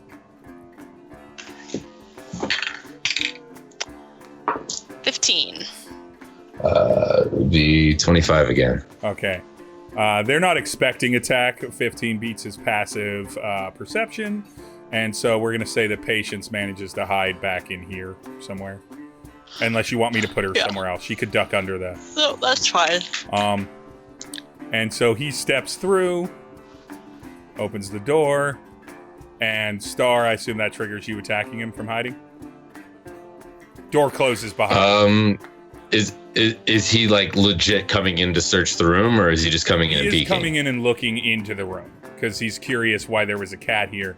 And his first thought when he walks into the room is he's starting to turn his head. So he's starting to look around. So you have, again, like that half-second moment. Yeah, so definitely firing right at him. And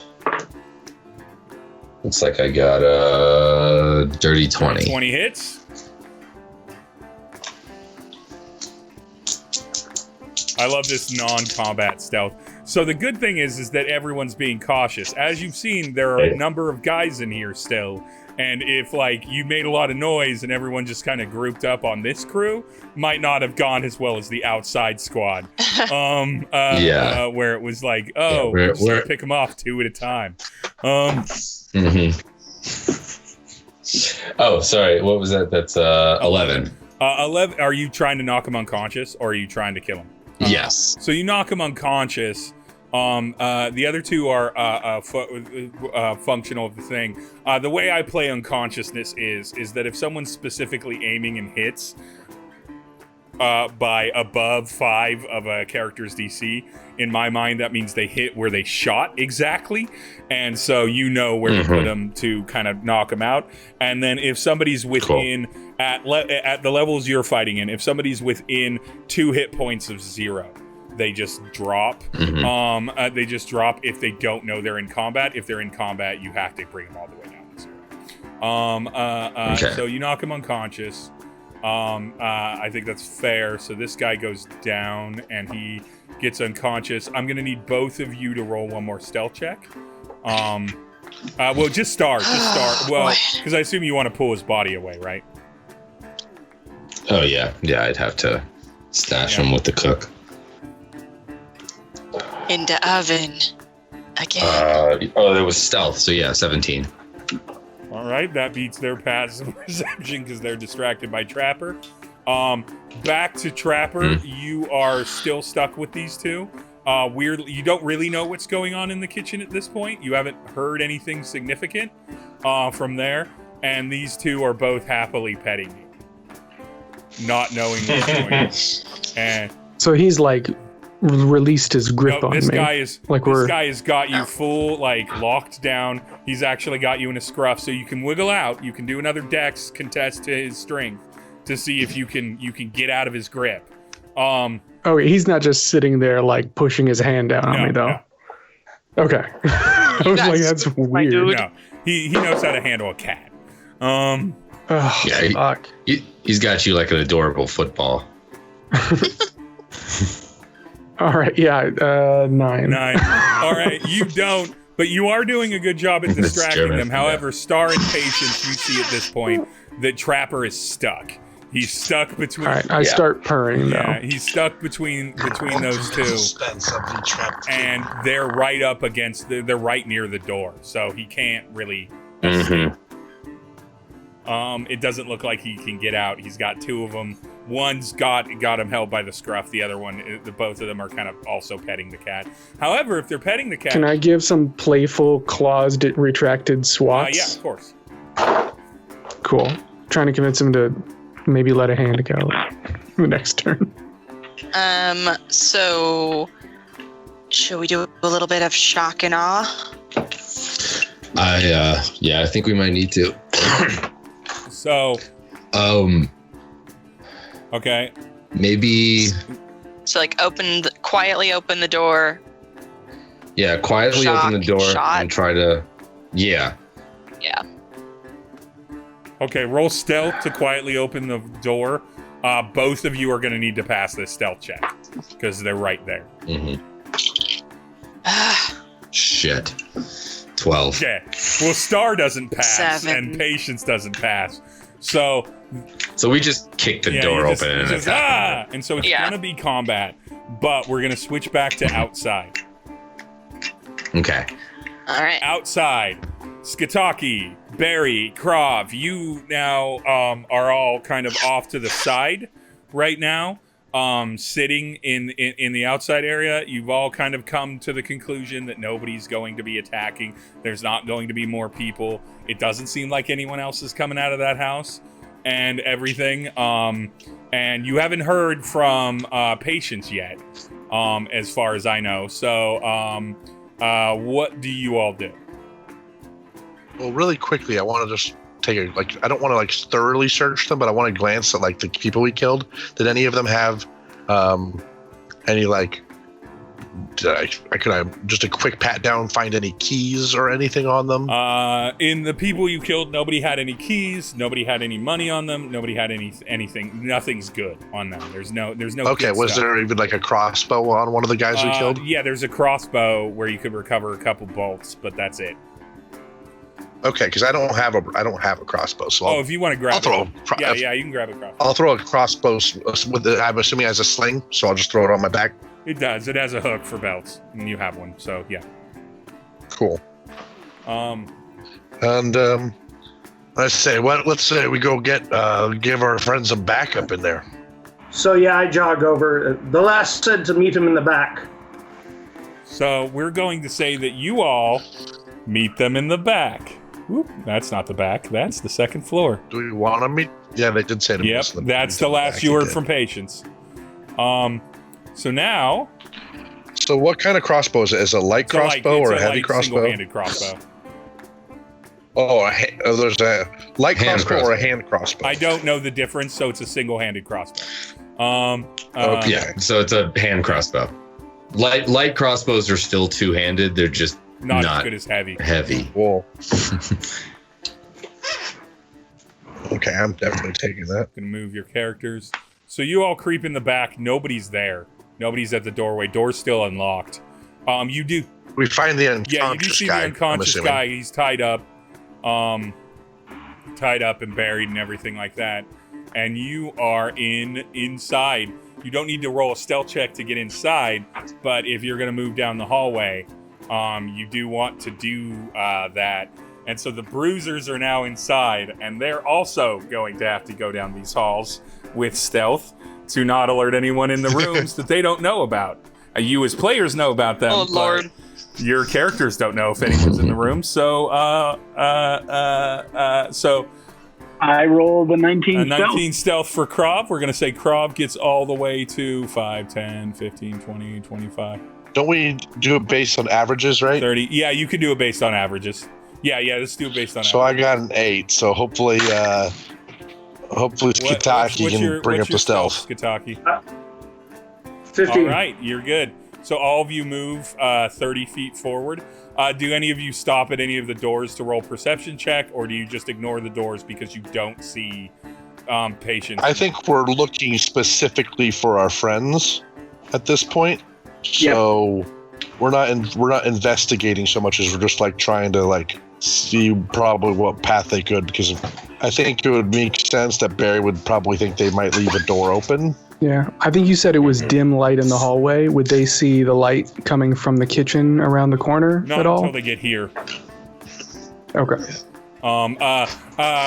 Skataki, would you? Krov seems in the same theme of mind. Would you be checking doors? It doesn't cost you. Are you meaning to put the map on Twitch yet? Gotta put the map on Twitch. Thank you very much. Gotcha.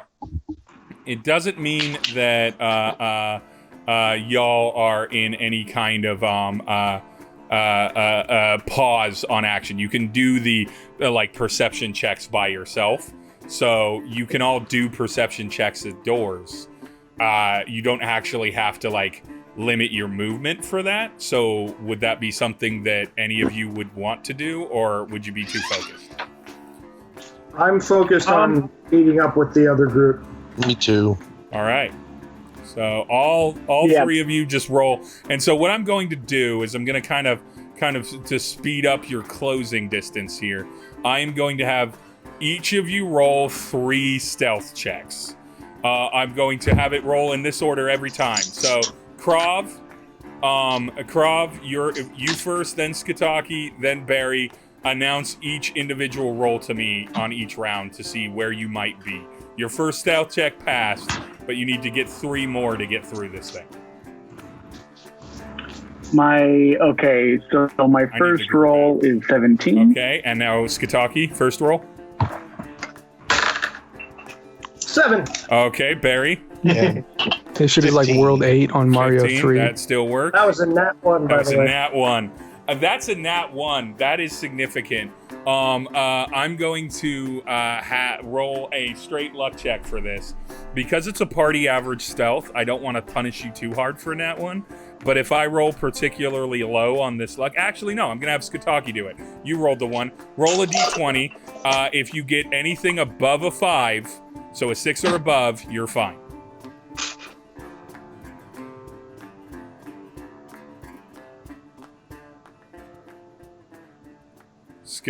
Roll it. Yeah, so it's Skataki. Oh, I might have lost it. So I disconnected. I'm just coming back in. Oh my god, that was the most tense pause. Right? We're just sitting here just like watching, like, why isn't he rolling? Did he get a terrible... What is it? Oh, okay, I have rolled 2 nat 1s in a row. Okay. I hate you, Greg. So that was Holy technically shit. on the second stealth check. So the way that I'm going to have you all get here is that you are... I think Greg just dies, right? Yeah, Greg just dies. His head just You are all here. It's hockey. Oh, no. He's trying to sneak down the hall and he trips and twists his ankle and busts his head on the corner of the mold. What Group A managed to do, Group B does not manage to do, and with 2 nat 1s from one of you, I gotta do it. And so I am going to have you all roll initiative because he was so loud. All of you are aware, and at that moment, like, pause, like, fuck. What happened? So all of you roll initiative God again. damn it. I almost imagine that he just rips a really loud fart. Just beast one. Bugbear farts. Bugbear farts are not very stealthy. I definitely don't smell it. No, you're too far away. I'm way too far away. I rolled 15 for initiative. You don't want to smell it. Okay, but you Barry got a smell it. 15. Krov, what was your initiative? 7. And Skataki, what's your initiative? 11. 11. I don't smell it, and that's canon. All right. Well, because I rolled my not lucky dice, I don't know why I roll anything other than this beautiful 1d20 I have. All of you at least get to go first, but I will say the reason you know that you get to go first is because all of them fucking pop out their little doors respectively. So you get first action, and they're all out their doors. And so we're going to say that Krov can lean around the corner and see that someone came out of that. You would have heard the door open. And everything. So yeah, who was top of the order? I think it was Krov. It was Barry. I rolled a 15. 15. Barry, you're top of the order. So, let's see here. Am I within? If I were to pass by Skataki, am I in closing distance of those guys? You absolutely are. Okay. I'm gonna go ahead and move around. Skataki, you let me move through your space? Sure. I'm like, okay, I'm gonna cover me. I'm gonna go after those guys and recklessly attack the first guy. All right. What are you doing in here? You're not a dwarf. And a nat 20. Nat 20. Roll that critical damage. Okay, so. Okay. All right. Will be in damage.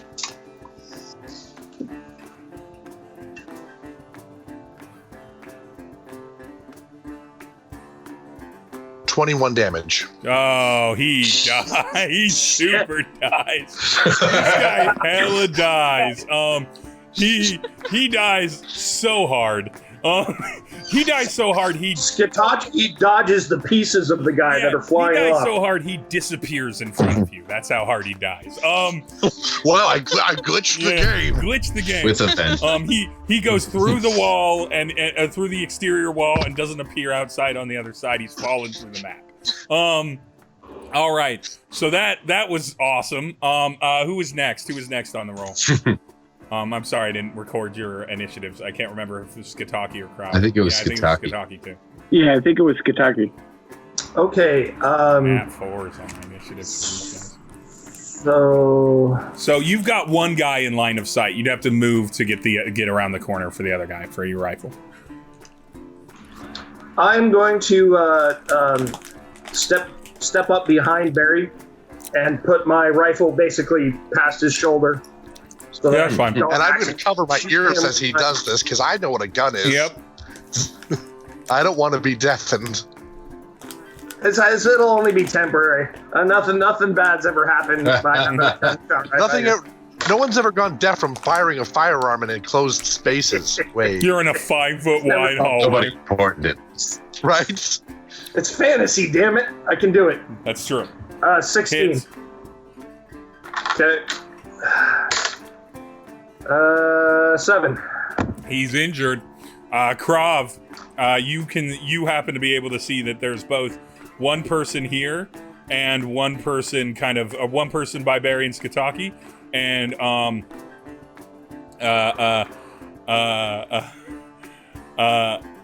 and then one person by or kind of in front of your path, but you have not been able to see if there are more people in that direction that caught your.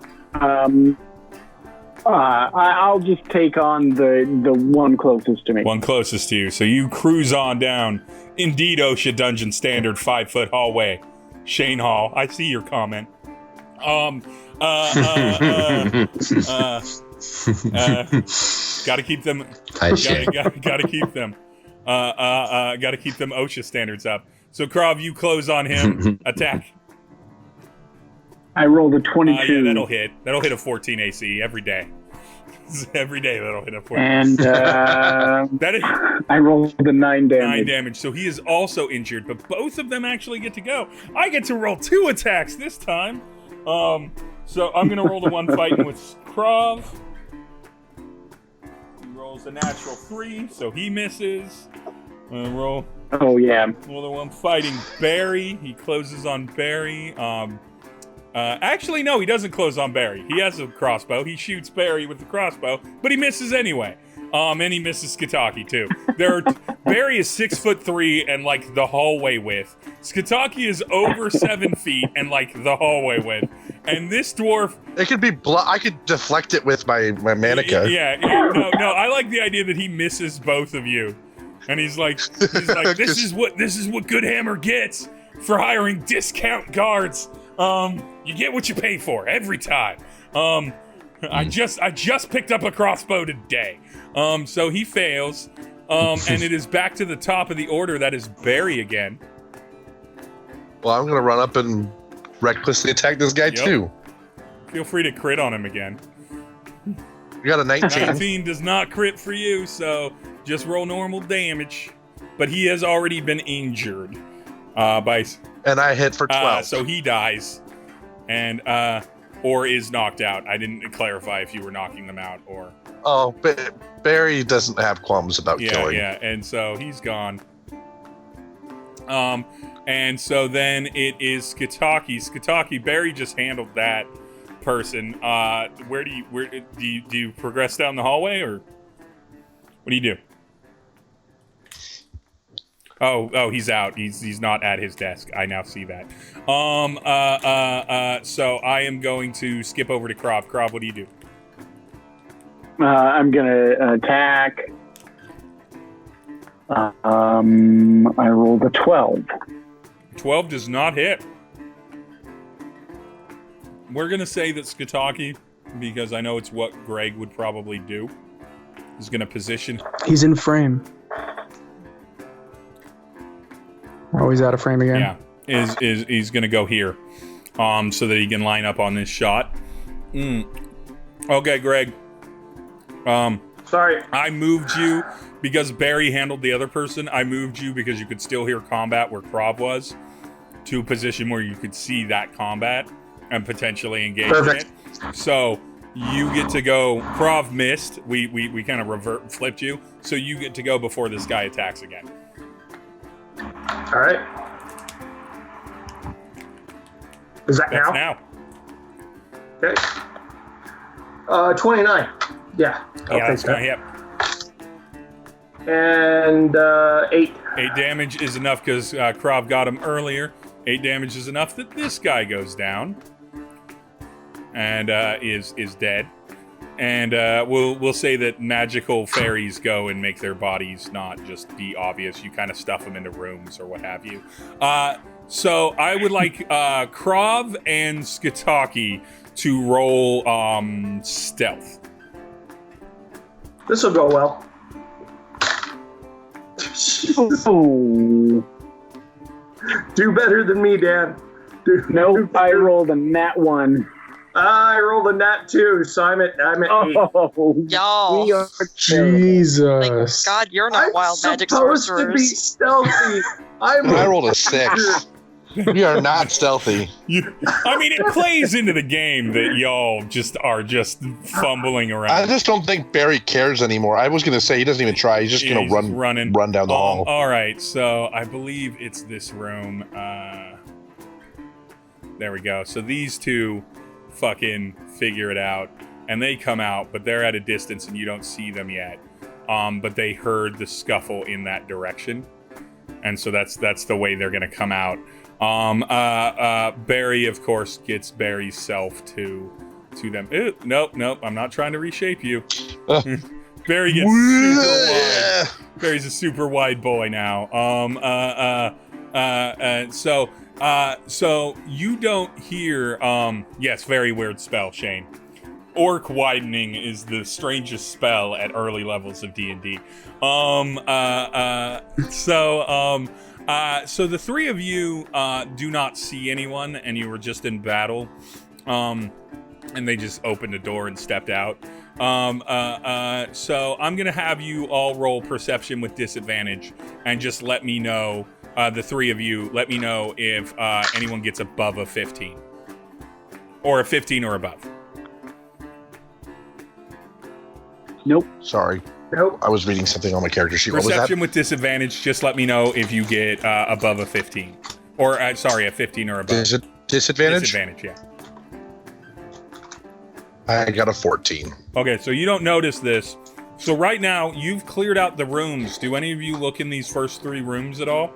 Now that you know that you've murdered everyone, are you still beelining? Now that you know that there's enemies, are you still beelining for patience? Yeah. That's my thought process. Yeah, That's my thought. Same, Right. yeah. We're gonna have them make their full move action, which is honestly stupid for them because they're just gonna put themselves in harm's way. But it's what they would do. They'd run toward the danger. 2, 4, 6. So these two get right to here, and they are conveniently tunneled to there.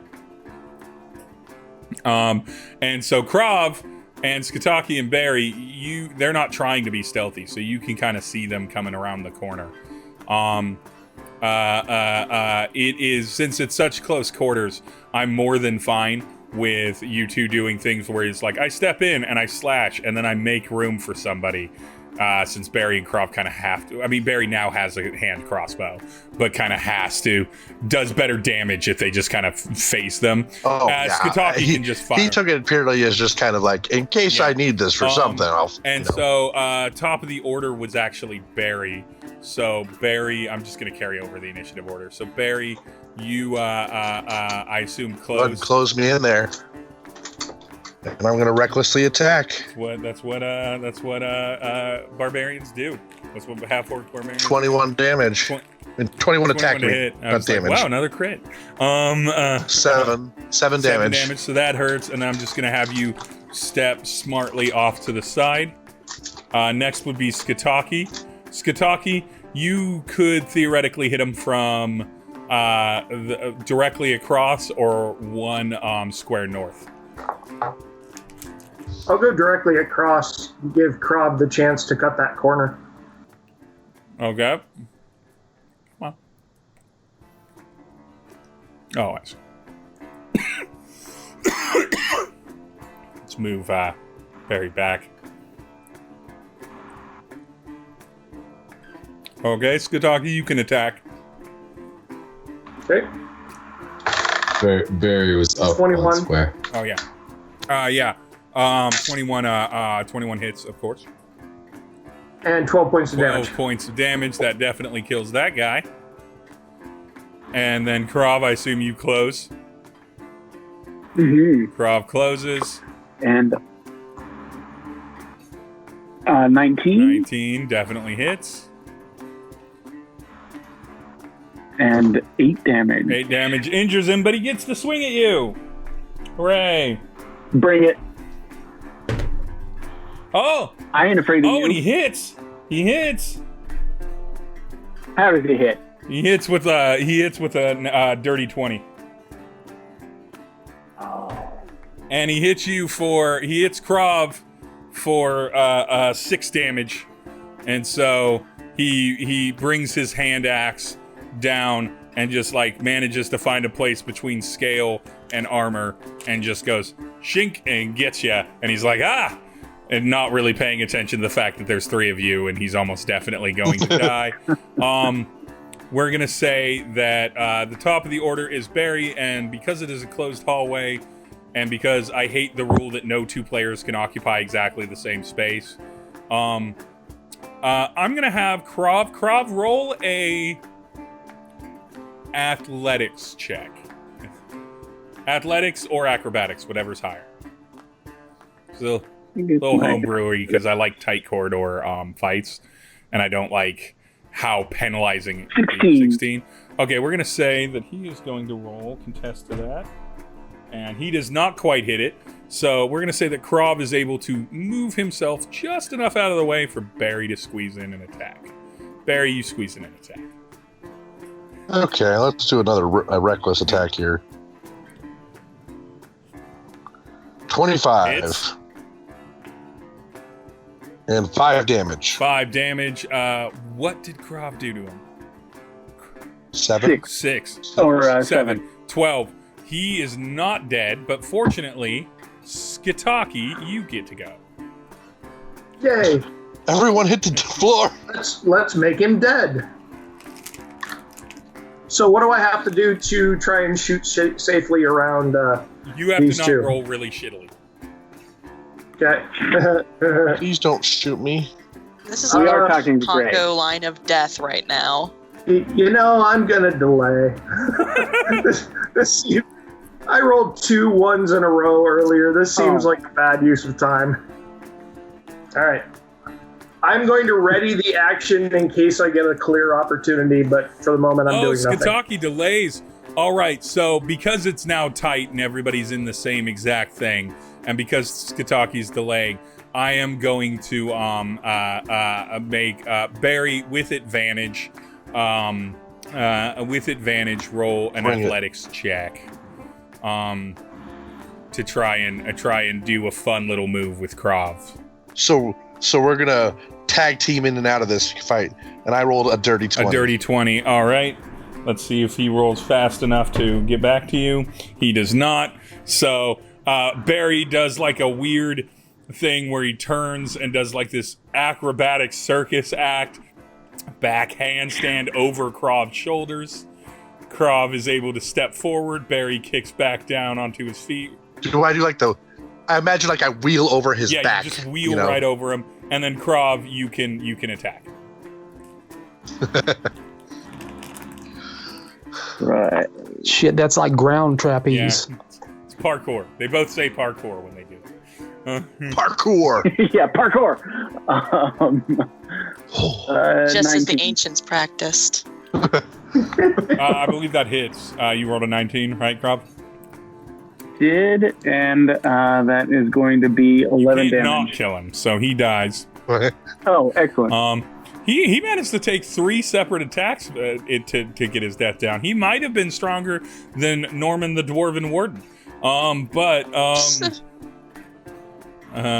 but he goes down just like the others, and you all are out of combat. I believe both Barry and Krov have actually taken damage, though.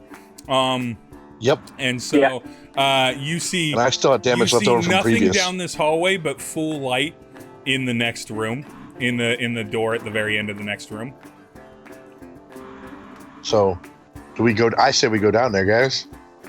It's the only room that we've seen light come out of. Yeah. Yep. So I'm gonna move all of you down that way. Can I? Steve, I just want to say I would have laughed at Morven the Dwarven Warden if it wasn't so overwhelming. It's so overwhelming. It was a lot. I'm a lot. I'm Very super clever, extra. So just as, and just because I like how this goes, just as these 3 bust. The timelines are out of sync. Yeah, whatever. Just as these 3 move in, you see these 3 bust into the door this way. And you hear cat and everything, and actually, no, we should be able to resolve this piece here too. So, all 3 of these all of you are here. This is when these 2 have busted in. Trapper is still contained as a cat. It is a surprise round for Patience and Star. So they're going to get to both go once before. And if Trapper, if you choose on this round to unwild shape, you also get to do a surprise attack. Or you can bite them as a cat. You can also do that. Or claw them. Yeah, I was just cat reflexes gonna start like tornado claw. But let's do Star first. Star.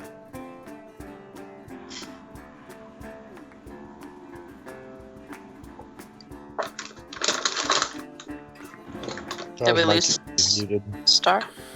Oh. Star Muted, Selene? I am definitely still muted. Sorry about that. I'm using feline agility. I'm going to round the room and go over to right in front of the door, over on the other side, and then I'm going to let off an arrow right at the one that is not holding the cat. All right. Or should no, you know what? I think yeah, that's what I'm going to do. Trapper, unless you roll a nat 1. Okay, cool. That is the only way you're going to hit Trapper. I am. You know what? No, because Patience is right behind the other one and about to lay hands. So I think I am going to go for the one that's holding Trapper. At the very least, I would think there's a good chance he would let go of the cat if he got hit by an arrow. You got the gloved bolts, right? You do have the gloved arrows. I'm just kidding. Little puffy boys. And so that's gonna be 23. That hits, of course. And it's not a 1, so Trapper is fine. I was pretty sure I was not gonna fail that one that badly, at least. All right. Oh shit! Max damage.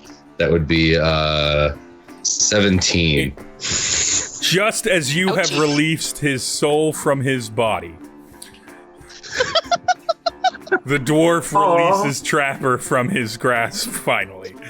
And Trapper is freed. This poor guy was just petting a kitty. Patience is gonna be He died your as go, he and then lived. it'll He be died Trapir's doing turn. what he loved. So Patience is Yeah, I don't even was some think he aggressive realized pet. I entered the room at that even point. he doesn't know what happened. He felt a pain and then died petting a cat, which is not the worst way to go. Dying petting. Could be a cat. worse. You know, we could all do worse Yeah, than as that. far as he know, he had an aneurysm. And everything. Patience, I'm going to let you go, and then Trapir will go, and then if anyone's left alive, we'll go into initiative. All right, 19 to hit Absolutely hits. and 4 damage. Okay, 4 damage. Are you just hitting him with something? Shocking No, grasp. shocking grasp. All right, roll that wild magic. What? So 4 damage injures him, but it doesn't kill him, of course. So now wild magic surge. Oh, okay. I rolled an 11. You're fine. Okay.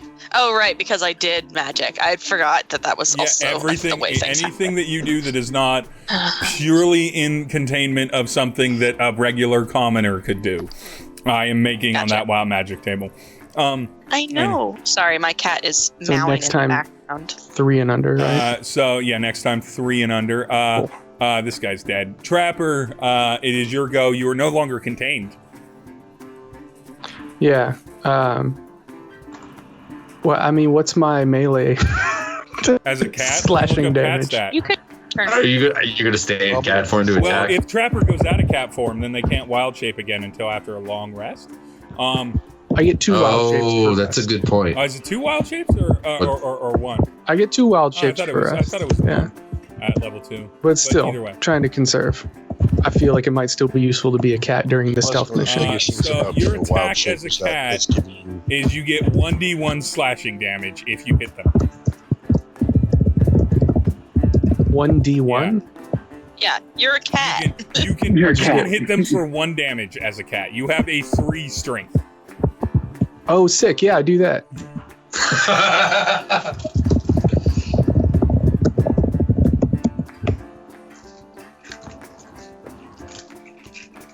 Do you really want me to roll? I don't have a 1. I don't think that's possible. No. What you do is you still have to hit them. So you still have to roll an attack roll. Okay. And Right. you get a -4 to your attack roll. 3. So you have a -1, so you do nothing. That's a -1. You do nothing. You go. Yeah, that's what you do. Kind of rip his pant leg. That's your cat stat. Cat stat. Woohoo! Ah, damn it. I keep forgetting to use my cunning action. And so now we go into initiative order. You know what? No, we're not going to go into it. I'm going to roll a d20 because there's only one guy left in this room. Okay. All right. So that guy screams his bloody head off. Because I rolled a 19. So he screams his bloody head off, and he reveals His scream energy. I forgot about movement. I also want to move toward that end table again. I don't know how close I can get to where Star is.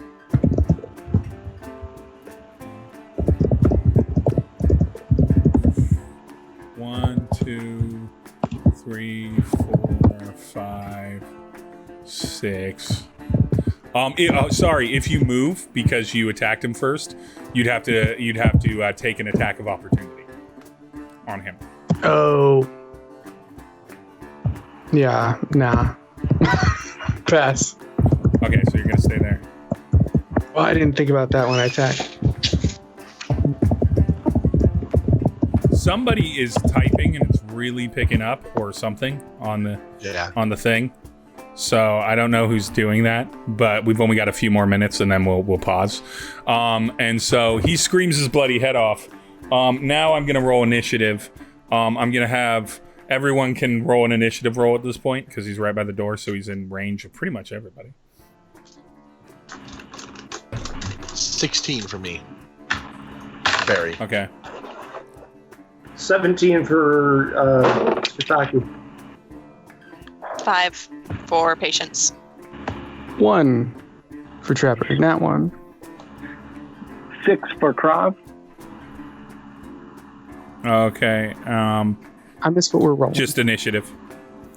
Okay, then a 3. You're unmuted again.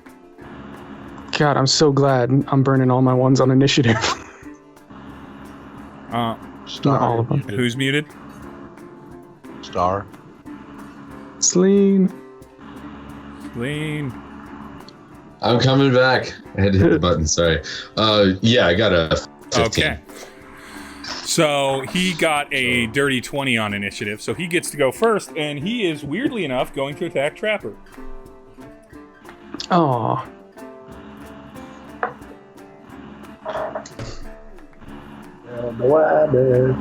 I cannot believe this. I'm so upset about this right now. Yeah, I don't hit the cat's armor class. So Trapir takes no damage. Pray tell, what is a cat's armor 12. class? That cat actually has a 12 AC because of its dex. How does an 8? Oh, okay. Because armor isn't it's not necessarily literal God armor. damn, that's only 1 less than my normal armor class as an 8'1" coyote man. Well, you're easier to hit. You're easier to hit that way. I am. It's a much easier target. Nonetheless, God. we get to this. Who? Someone had a 18 or a 19 in AC. Who had that? I thought it was Skitaki. I have a 20 AC. Oh, who had? You had a 20 AC? Me. I mean, no, initiative. Or initiative, sorry. Oh. I'm at 17. And I'm at 16. So I think it's Skitaki that goes first then.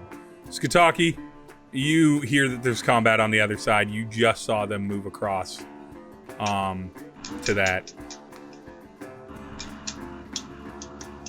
All right, I will charge into the room. Okay, you charge into the room. 1, 2, 3. Patience is right there. You can go here, like just around Patience, I'm sure. Line yourself up to take an attack. You quickly clock no one else is in the room. Do I have the action to make it now, or do I have to wait until next round? No, you have the action to make it now. 23. 23 hits.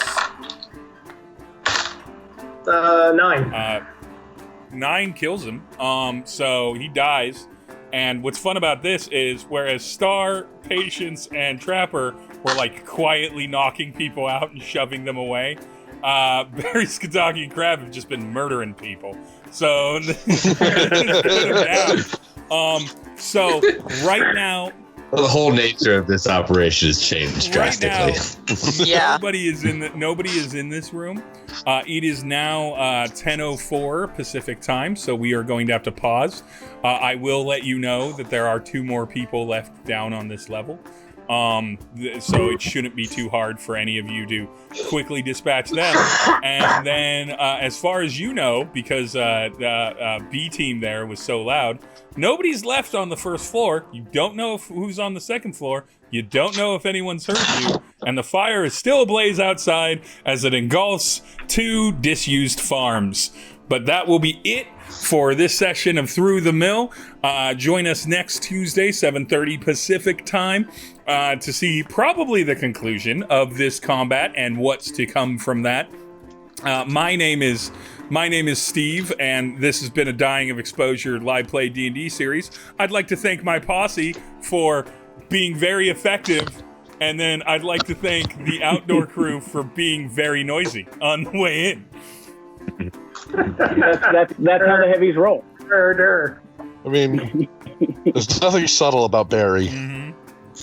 I'm just being a kitty cat, man. So thank you very much. I think it's all played out very well. Thank you very much. We'll see you next time. Have a good day.